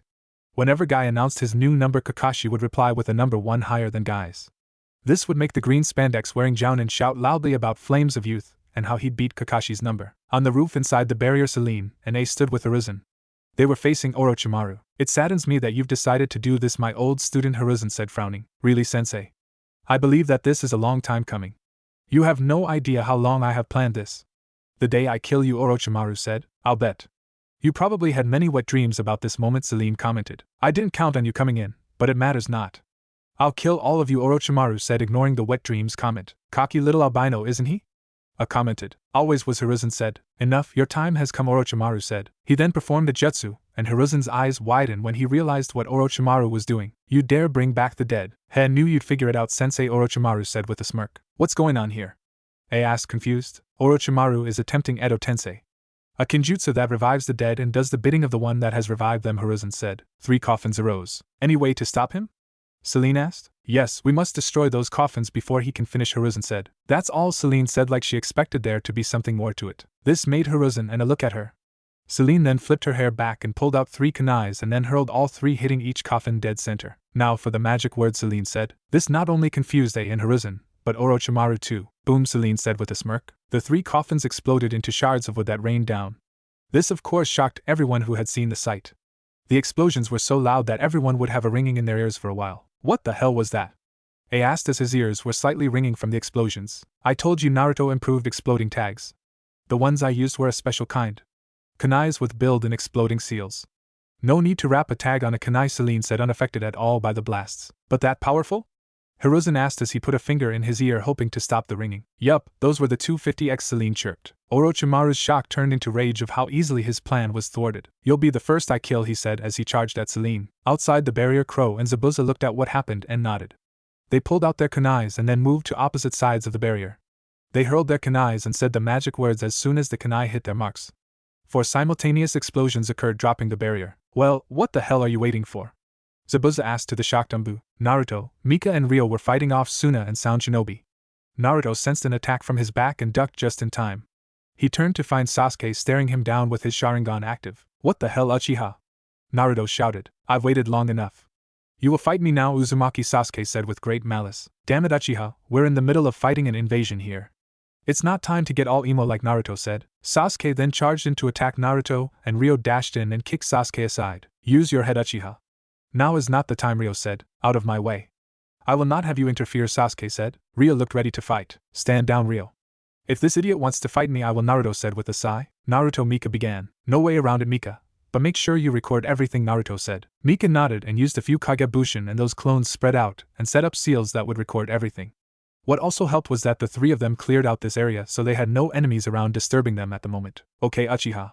You want to fight? Let's fight, Naruto said, shifting his stance, getting ready for whatever Sasuke had planned. Sasuke grinned with maniacal glee. Back on the rooftop, Umbu, Crow, Zabuza, B and Yujito, who were A's guards, began helping their leaders fight off Orochimaru. The snake Sannin was very unhappy how all of his plans had been ruined.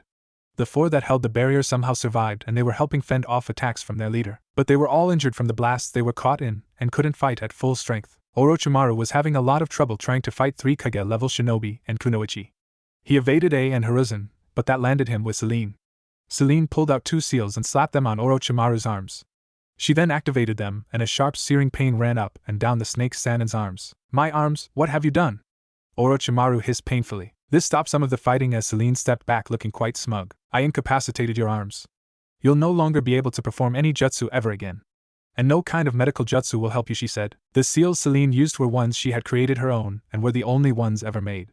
She created these seals as an experiment and had tried them on a prisoner NW had and they worked, but this was the first time she actually used them in a fight. The seals though were very hard to do and would be labeled as SS Kenjutsu due how dangerous they were. Orochimaru's arm hung dead at his sides. A black liquid was dripping from his unmovable fingers. Curse you all. You'll rue the day you've messed with me, the great snake Sannin, Orochimaru hissed. My goodness, can you be any more melodramatic, Celine said. Orochimaru hissed as he glared at Celine one more time, then took his leave. The 4 shinobi with him followed suit. Well, now that's taken care of, let's get back to helping clear out the pests, Celine said. A nodded and grinned as he cracked his knuckles. He knew this wasn't really his fight, but it's been a long time since he's had a good workout. Hiruzen was pleased he was able to get out of this fight alive. This fight had taught him several vital things about himself that he'd need to contemplate later. He needed to focus on pushing out the invaders from his village. Kakashi and his fellow Jounin were driving back the invading forces with Yuffie and Anko taking down all their opponents with glee. Hideko then sensed something and frowned. I need to check on Naruto and my team, he said. Wait, I'm coming with you, Yuffie said. The rest of the Jounin followed since they had nothing else to do. They cleared out all enemies within their sight. They followed Hideko till they found his team and Sasuke. What the hell is going on here? Yuffie asked. The Uchiha went and attacked Naruto and made Naruto fight him. We tried to stop him, but Naruto ordered me to stand down, Ryo said. Why? Kurenai asked. Naruto knows what he's doing, Mika sighed. Doesn't sound like you've got that much confidence in the brat, Anko commented. I have all the confidence in the world in Naruto. It's just the timing, Mika said. Yes, right in the middle of an invasion, Ryo said with a nod. More sound and soon Nin came in and Ryo moved in so they wouldn't interfere with Naruto's fight. Shouldn't we stop them? Kurenai asked. Not going to help. The Uchiha is hell-bent in fighting Naruto, and nothing is going to stop him. If we stop, then he'll end up trying to kill Naruto when Naruto's back is turned, and I sure as hell not going to let that happen, Mika said as she hurled a couple Sanban at some sound, Nin incapacitating them. Got that right, brat. No Uzumaki has ever died on my watch, and I sure as well not going to let that trend to begin, Yuffie said. The Konoha Jounin weren't sure what to do really. Sasuke was trying to get through Naruto's defenses, but no matter how many angles he tried he couldn't. Naruto, however, wasn't doing much. He was just defending himself, letting Sasuke wear himself out so he didn't waste as much energy fighting. Why won't you fight back? Afraid you'll lose to me? Your superior, Sasuke said with great boast. No, just don't want to waste my strength on something this idiotic. I have better things to do, Naruto said. This enraged Sasuke and markings began to cover his body. Shit! I thought we sealed that freaking mark, Naruto said. Mika and Ryo turned to see Naruto now really having to fight back since Sasuke had gotten faster due to the curse mark. They realized that whatever Naruto had said to Sasuke had triggered the mark to activate. Shit, we've got to stop this now, Anko said watching the fight. No, Naruto can handle it, Hideko said, though he did want to step in and end the fight. He had to trust that Naruto would end things before they got too out of hand. Are you sure? Kurenai asked worriedly. Yes, Naruto can handle it, though I am going to chew his ass out for being stupid enough to agree to this, Yuffie said. Anko though wanted to jump in, but when she felt another spike of chakra she turned, as did everyone else. It was coming from Naruto. I'd hoped to save this for a better time, but I guess I'll have to use it now, Naruto said. Mika turned from an enemy soon, Nin she put down to see Naruto. She could sense the chakra around him, and knew it was from the Kyuubi. Naruto could control the Kyuubi and go up to 3 tails if need be, but he never had to use it in a fight before. So he wasn't sure how long he'd truly last. Please be alright, Naruto, she said softly before ducking under another attack and getting back to work. Ryo cursed himself for not being able to help Naruto. He was busy with a couple of Suna and Sound Nin that would attack Naruto in the back if it wasn't for him. Well, I guess I am doing my job in a way. I am watching Naruto's back, he thought. The Konoha Jounin sensed the chakra coming from Naruto, but it wasn't the malice-laced chakra they felt when the Kyuubi attacked all those years ago. No, this chakra was purified in a way. Naruto could control it, and held the malcontent at bay. A part of his training when he was growing up was to harness the Kyuubi's chakra. He had enough good inside him, enough good memories to conquer his dark side and harness the Kyuubi's power, but he couldn't handle all of the Kyuubi's immense power. He needed to train and work hard to be able to handle more tails. Just how strong is this kid? Asuma asked. Okay, Sasuke, you want to fight, then I'll give you a fight, Naruto said. A red aura surrounded Naruto. His blonde hair had red streaks in them, and he canines grew with his blue's eyes now dark and full of power.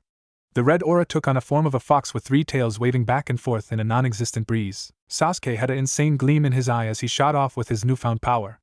Naruto, however, saw Sasuke like he was going in slow motion and easily dodged the attack and countered by slamming a knee into Sasuke's gut, then grabbed the back of Sasuke's shirt and tossed him away. It all happened in nanoseconds that not even the Jounin could see it, and just barely. Sasuke went flying and crashed into a building. He emerged angry. How could you be more powerful than me, an Uchiha? I should be unstoppable with this new power of mine, he bellowed. It's simple, Uchiha. With great power comes great responsibility. I am using mine in the responsible nature. What are you using yours for? Naruto asked. Sasuke roared out as he charged at Naruto. Naruto dodged it easily and threw an uppercut into Sasuke's jaw. Sasuke went flying upwards. Naruto then flew up and performed an aerial combo on Sasuke, striking the Uchiha several times in midair before slamming the Uchiha down to the ground with a solid kick. Sasuke plummeted to the ground with a loud thud and created a small crater. Give up, Sasuke, you can't win, Naruto said. Sasuke got up and roared with great anger. He then began doing hand signs and Kakashi's eye widened. He knew those hand signs. Soon the sound of chirping birds were being heard. So you copied that jutsu from Kakashi, and from the look on his face you did it without his permission, Naruto said idly. I don't need anyone's permission. I am an Uchiha. This power will make me great. I'll be able to kill Itachi with this power. But I'll test it on you first. Die. Sasuke shouted as he charged at full speed at Naruto. Naruto stood there, and as Sasuke's Chidori made contact there was shock throughout. But what made everyone then pause was when the Chidori made contact with Naruto, and he disappeared in a plume of smoke. This made most everyone let out a breath since they knew it was just a clone and not Naruto getting hit. Nicely done, Sasuke, though that move only works on a stationary target. I am not, Naruto said, standing on top of a damaged building. How'd you survive? I killed you, Sasuke panted since his chakra was just about spent. I used a shadow clone. I just wanted to see if you could actually use that move. You can, even though it wasn't done very well. You've got the required chakra use down, but you don't have the skill to use it. The Chidori needs to be used when going at high speed and you don't have that kind of speed yet. Now I shall show you how to use a powerful move properly, Naruto said as a swirling mass of chakra appeared in his right hand. That can't be, Kakashi said, stunned as he stared up at Naruto. What is it, Kakashi? Kurenai asked. That move, that's one of the fourth signature moves, Kakashi said. What? It can't be, Asuma said. It is, Kakashi said. What is it?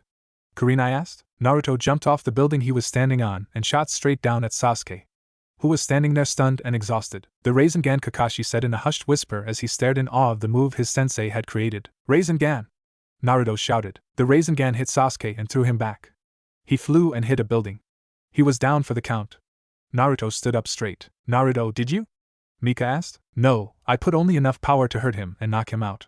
As much of an emo asshole he is, I know I can't kill him, Naruto said. Mika nodded. I hate to break up the moment, but a little help, Rio called as he was doing his best to hold back some enemy nin. Right, let's go, Naruto said. Mika nodded. The Jounin joined in and soon the invasion was stopped. Hiruzen sat at his desk exhausted.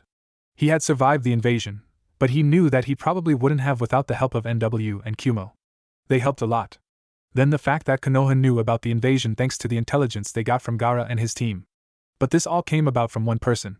Naruto. This made Hiruzen smile, since even though Naruto was a shinobi from another village, he still deemed Konoha a place to protect. A knock on the door disrupted the old Hokage from his thoughts. Come in, he said. Lord Hokage. There's a council meeting, a shinobi said, and they didn't tell me, Hiruzen thundered. In the council chambers there was debate going on what to do with Naruto, and with the whole Sasuke thing. That thing should be killed. It harmed our precious Uchiha, a council member said. There was general agreement from the civilian council side. You'd risk war with New Whirlpool for such a minor slight? Shikaka asked tiredly. Minor? Sasuke Uchiha isn't minor at all. He's the strongest shinobi in all of Konoha. A pink-haired council member shrieked. That's enough. This had everyone turned to see a very angry Hiruzen Sarutobi. He moved and sat down in his seat. I was unaware of any council meeting, he said, glaring at the civilian council side of the room. We were just discussing what to do with the brat that harmed the Uchiha, a council member said. Simple, we do nothing, Hiruzen said. This caused a big ruckus. Hiruzen poured out a huge amount of ki to silence everyone, mainly the civilian side. We do nothing because Naruto Uzumaki is connected. His aunt is the Lady Selene, the leader of New Whirlpool, and he's close friends to the Raikage as well. We'd be a fools to do anything since we're weak from the invasion. If we do something as foolish as to attack Naruto, then that gives New Whirlpool an opening to attack, and I should tell you that Kumo and New Whirlpool are allies. We don't have the strength to take on both at our current state. Not to mention that Naruto isn't a citizen of Konoha anymore. He is a shinobi of New Whirlpool and thus out of our reach, Hiruzen said. But something must be done, a council member said. No, nothing should be done. I've read all the reports from the Jounin who witnessed the fight. I also saw the recording that was done and saw that Sasuke Uchiha was the one to initiate the fight against Naruto during the invasion, Hiruzen said. But he also disobeyed a direct command from a superior officer to help aid the evacuation process. We lost several civilians thanks to his derelict of duty, Hiruzen said. Then that just give grounds to punish the Uchiha instead, Minazuka said. The Shinobi Council agreed. There was shouting from the civilian side about how Sasuke shouldn't be punished since he has the Sharingan. While this was going on, a shinobi popped in. Hiruzen silenced everyone and turned to the shinobi. What is it? He asked. The Lady Selene is here along with the fire daimyo, the shinobi said. Let them in, Hiruzen said with a tired sigh. The doors opened and Selene came in with Orion, the fire daimyo. They were chatting like they were old friends. With them was Naruto's team, since Selene wanted them her along with her guards, as well as Zabuza and Crow. What is the meaning of this? A council member shouted. This had the two rulers stop talking and turned to the council member. That was quite rude of you interrupting our conversation, council member, Selene said coolly. Hiruzen moved forward to stop anything from happening. Lady Selene, Lord Orion, what can we do for you? He asked. Yes. Selene and I were just discussing some trade agreements. But that's something totally different. Yes, I am here to see that the alliance between Konoha and New Whirlpool here isn't dissolved, Orion said. Dissolved? What do you mean? One council member asked. Alliance? What alliance? Another asked. Selene scared as she shook her head. It is sad what you don't teach nowadays, she said. This enraged the council. But I shall enlighten you all, Selene said, ignoring the ire of the council. She then explained the whole history between Konoha and Whirlpool. That Whirlpool helped build Konoha by providing them with seals to protect themselves. There was outrage from the council about this, since they think only the Senju and Uchiha were the two main clans to help build Konoha. How the Shodai Hokage married an Uzumaki, Mido, to strengthen the bond between the two villages. The shinobi side knew that Selene was telling the truth, though it was a bit hazy for them since it had been a long time since they heard this. You dare call me, the Uzukage, a liar? Selene asked, arching an eyebrow. How do we know that this isn't some kind of setup created by that thing? A council member spat, pointing at Naruto. He could have created this whole thing up to make himself look big. There's no such place as New Whirlpool at all. You calling my nephew a liar? If I wasn't in the presence of the fire daimyo, I'd run you through with my sword, Celine said coldly. This sent a chill through the spines of everyone in the room minus the NW contingent and the fire daimyo. I for one am pleased that this village has taken good care of one of our own, Danzo said. This had everyone looking at Danzo Shimura. Danzo was just as old as Hiruzen was. They both were up for the position of Hokage back then, but the Nidaime Hokage, Tobirama Senju, picked Hiruzen instead of Danzo. Danzo was angry with this since he saw Hiruzen was a weak leader even when Hiruzen was younger. Konoha needed a strong leader, and he thought of himself as that. He lost the chance to mold Naruto when he had a chance. But now that the boy had returned, he could still have a chance. It would be grand since he heard of all the skills Naruto has. Ah, Danzo Shimura. I'm surprised you crawled out from under the rat-filled root cellar you live in to join us, Celine said. Danzo just ignored this. And with that, I believe that new Whirlpool should return Naruto since he does belong to Konoha in the first place, the old Warhawk said. I don't think so, Celine said firmly. Oh, and why's that? Danzo asked. Simple. Naruto is one of the last of the pure Uzumaki line, and if he belongs anywhere, then he belongs in his place of his birth. Whirlpool, or in this case New Whirlpool, where his family is, Celine said. Danzo opened his mouth to speak, but was cut off. Also the fact that Naruto was labeled an orphan by this village, thus meaning that he was in no one's custody. This allows him to call anywhere he wants home. He has called New Whirlpool home, and there's nothing you can do about. Plus the fact that he's one of my shinobi. I will fight you and this village tooth and nail before you even get Naruto, Celine said, glaring right at Danzo. Danzo stared right back, thinking that he could get some of his rude agents to follow the NW contingent, and then ambush slaughter them all and snatch Naruto away. Then he could brainwash Naruto like he had wanted to. Plus it would help to know where exactly NW was since he had never heard of it through his networks. Lady Celine is correct. I have looked over all the paperwork, and it is all valid. Naruto Uzumaki is a shinobi of New Whirlpool and nothing can change that. He's made his choice, Orion said, speaking for the first time. There was silence.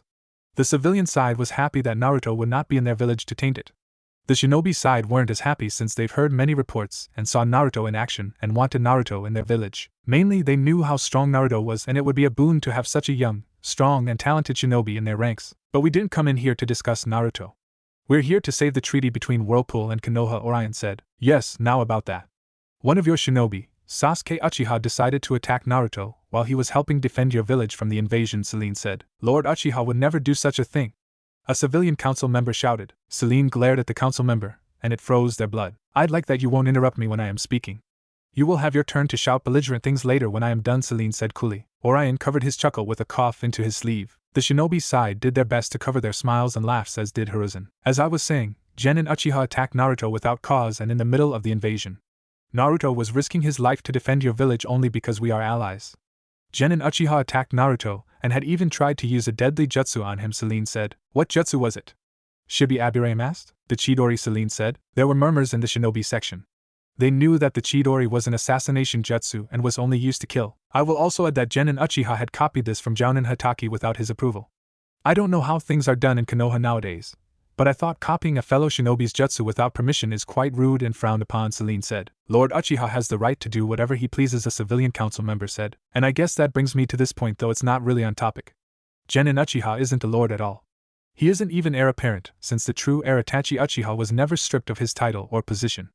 Itachi is still the heir to the Uchiha clan, not Sasuke, Celine said. There was seething and hissing at this as Celine got glares from the civilian side, but Celine ignored them like the gnats they are. It was true, though, Itachi was never removed from the line of succession in the Uchiha clan. So that still made him heir to the Uchiha clan in Konoha, even though he restarted the Uchiha clan in NW. It's all very complicated, but that's where things stand for now until Itachi does something like hand over the Konoha Uchiha clan head title to Sasuke, which he has no plans of doing. Itachi at the moment was still thinking about his options, but back to topic. I want punishment for Genin Uchiha for not only attacking one of my shinobi, but also an attempted use of an assassination jutsu on him, Celine said. An attempted use? Hayashi Hyuga asked. Yes, though Genin Uchiha knew the jutsu, he didn't have all the control to use it nor the right skills either. If some of you remember that even though the Sharingan can copy a jutsu, it doesn't mean they can use it like the originator.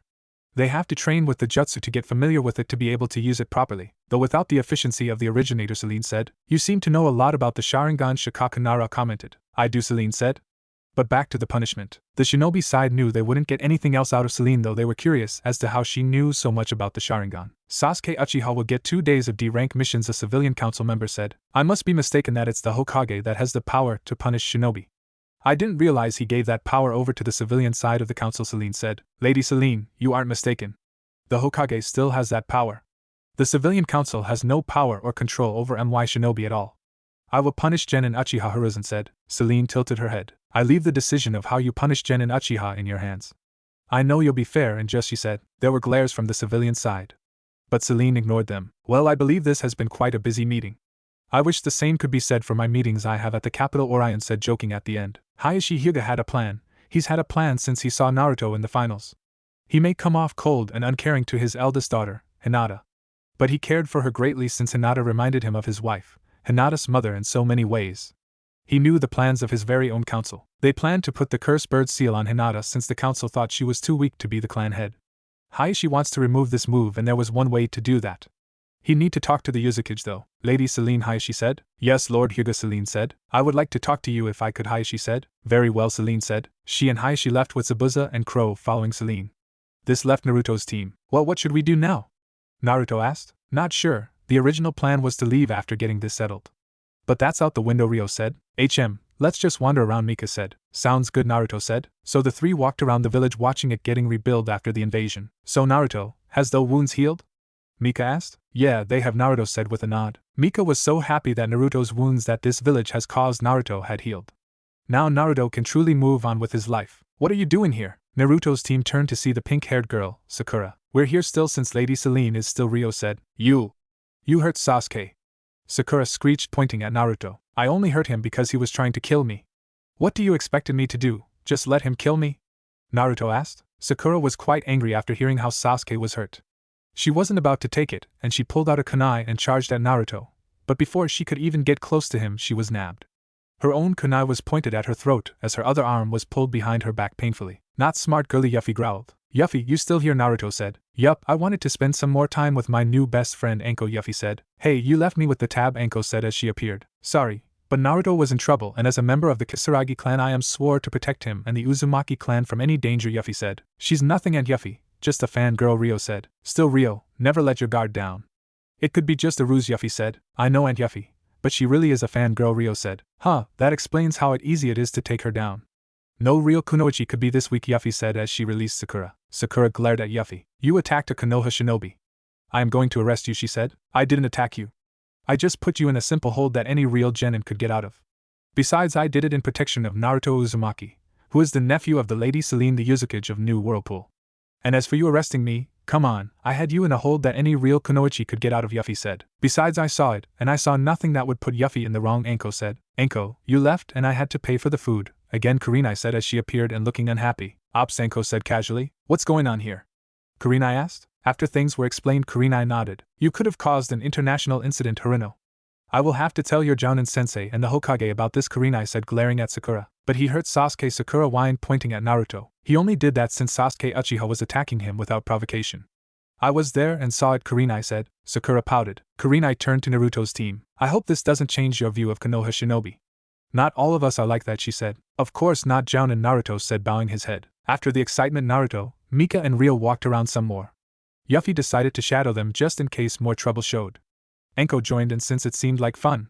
Kurenai went to report in and Sakura walked away sulking. They walked down the street till they met a familiar face. Hey Ryo, Tenten said. Hey Tenten, Ryo said, smiling. I just came to let you know that I talked to my dad and he's agreed to move. He and I will be going back to New Whirlpool with you, Tenten said. Yay! Yuffie shouted as she appeared and grabbed Tenten in a big hug and spun the young girl around. When Tenten was dropped, she was very dizzy. She landed on her bottom holding her head while her other hand had a firm grip on the ground. Mika got down on and checked Tenten out. You alright? She asked. I think, but why is the street spinning? Tenten asked as closed her eyes to help stop the spinning. You'll be fine, just sit there till the spinning stops, Mika said. Tenten nodded. So you're leaving? Anko asked, pouting. Celine was sitting in Haishi's private office. Itachi and Zabuza were standing guard since that was their duty. What is it you like to talk to me about, Lord Hyuga? Celine asked. Yes, I wish to offer you a marriage contract between the Hyugas and New Whirlpool, Hayashi said. Itachi and Zabuza looked at each other. Itachi was very curious as to why the Hyuga clan head would want such a thing. He wanted to warn Celine about the ulterior motives the Hyugas might have in proposing a marriage. But he knew his place and decided to see how Celine played this. I see, and why would you want that? Celine asked, cautious of what would be coming up. Hayashi sighed tiredly. May I be honest here? He asked. Celine nodded. So Hayashi told his tale about his oldest daughter Hinata and how his own council doesn't think Hinata is strong enough due to her gentle nature. He told Celine how he kept a cold facade around Hinata though he truly loved his daughter, and it hurt him to distance himself from her. He finally ended with how the Hyuga Council plans on branding Hinata and placing her in the branch family, and how he doesn't want that to happen to his daughter. I am asking you to consider this. For not only my sake, but my daughter's.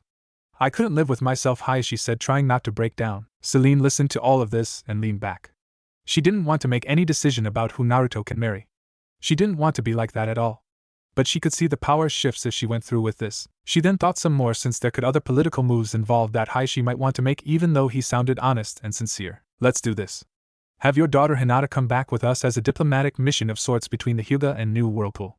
This would appease your council, since they will think they'll have an inside track, Celine said. Hayashi nodded, understanding this. I don't want to make any decision on this without Naruto's input. Naruto will be the one being married, and I want him to be happy with who he chooses. Uzumakis rarely ever use marriage contracts at all, Celine said. Hayashi just nodded again. This wasn't a sure thing, but a good step in the right direction. I'll do it, but I must ask if you have the strength to protect my daughter, the Hyuga clan head said. I do, Celine said. So after working out some details, the deal was set. All Hayashi had to do was to find a way to talk the clan council into this. A couple days later, Hinata was with of the NW contingent. Naruto didn't know the real reason why Hinata was here, since he was told it was just a diplomatic mission from the Hyugas. He was chatting with Mika as Ryo was talking to Tenten. Enko looked sad that Yuffie was leaving and was crying. Kurenai was there since she requested to go with Hinata to NW, since Hinata was only a genin. Hayashi allowed it since he didn't know who to trust in the Hyuga clan at the moment. Enko was sobbing as she hugged Yuffie goodbye. Kurenai just sighed as she watched her best friend. Celine was talking to Hiruzen and shaking his hand. Hideko was standing there awaiting to leave along with Itachi and Zabuza. Alright, we shall take our leave, Celine said. They then left. On the road there was mostly quiet. Hinata didn't know what to say since she was very nervous being around all these new people. Though she knew Tenten since her cousin and Tenten were on the same team, she didn't know Tenten all too well. Besides, Tenten was very busy talking to Ryo. Then there was her Jounin sensei Kurenai, but she wasn't sure what to really talk about with her at the moment. Hi there, Mika said. Hinata jumped and squeaked. Hi, she stuttered. You're quite nervous, Mika said, making Hinata burrow deeper in her shell. That's something that I need to break you out of, but I love a challenge. My name is Mika, by the way. Hinata Hyuga, Hinata said. The two shook hands. Tell me about yourself, Hinata, Mika said, smiling at the Hyuga heiress. Hinata felt her guard fall slightly as she talked to Mika. Kurenai saw this and smiled. She was happy that Hinata was making friends. Meanwhile, Naruto was walking with his hands behind his head. He watched Mika befriending Hinata and smiled. He'd have done it himself, but Mika thought she should do it since Hinata seemed skittish and Mika would be better to put Hinata at ease. Naruto agreed. So he was just watching. He then turned his attention to Ryo and Tenten. He knew the two were talking weapons. There was just that fervor in the air between them. He shook his head. Hey, Auntie Celine, what's going to happen when we get back? Naruto asked, turning his head back to Celine. Well, I need to make a few announcements and figure out if I should promote you to Chunin, Celine said. You haven't decided on that yet? Naruto asked, raising an eyebrow. Celine shrugged. Had other things on my mind, she said. They all walked till they made camp. Itachi walked over to Zabuza. You sensed them? He asked. Zabuza nodded. I did. About 5 of them. My guess they are low Jounin, he said. That's what I think too. Looks like Danzo doesn't waste any time, Itachi said. No, so how do you want to do this? Zabuza asked. Yuffie and I can take care of it. Stay here and watch for any of them that might get by us, Itachi said. Zabuza nodded. Itachi made eye contact to Yuffie and they nodded. Yuffie sensed the 5 too. They left without a word. Celine had a feeling that Danzo might pull something like attacking them on the road and kidnap Naruto. So she gave orders to Itachi, Zabuza and Yuffie to keep their eyes and other senses open for an attack and if they were being followed. The rest of the group were sitting around relaxing. Hinata was still nervous and uncomfortable with her surroundings. None knew of the situation that was going on around them. Though Celine and Hideko did know. Kurenai didn't. You're going to like New Whirlpool, Mika said. I hope so, Hinata said, trying to smile. But it came out nervously. Itachi and Yuffie were in the trees. They had spotted the root members. Right. Remember we eliminate them all quickly, Itachi said. Do I have to? Yuffie playfully whined. Itachi rolled his eyes behind his mask. Alright, go, he said. Yuffie and Itachi moved quickly and took out the root members. But 2 evaded them and jumped out. This caused Celine to jump up and get into a fighting position. Zabuza and Kurenai followed suit. You brats stay back. Hideko watched them, Zabuza said. Hideko just nodded. But we can fight, Naruto argued. Naruto, these guys are stronger than you. Let us take care of them, Celine said firmly. Naruto frowned, but nodded. The 2 root members rushed in, but never got close as Zabuza met with one and Kurenai the other. Hideko stood in front of his team ready to defend them if needed. Celine stood in front of them ready to fight if need be. Damn, we missed 2, Yuffie pouted. Zabuza and the others can handle them. Let's get back, Itachi said. You go. I want to make sure there aren't any surprises, Yuffie said. You sure?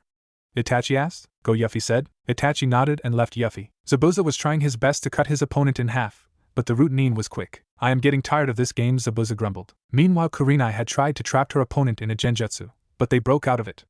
Kurenai jumped back before she was killed. She panted and pulled out a kunai. These shinobi are very skilled, she said. They should be. They are trained by Danzo after all, Celine said as she jumped in. She grabbed the root nin that was Kurenai's opponent by the neck and then hurled them into a nearby tree, shattering the tree. Kurenai was surprised by this since she thought only Tsunade had that kind of strength. Celine then did some hand signs and then a huge shot of water came out, knocking down root nin and unconscious. Meanwhile, Zabuza had finished off his opponent, hacking the root nin in half. Hinata blanched at the blood and carnage.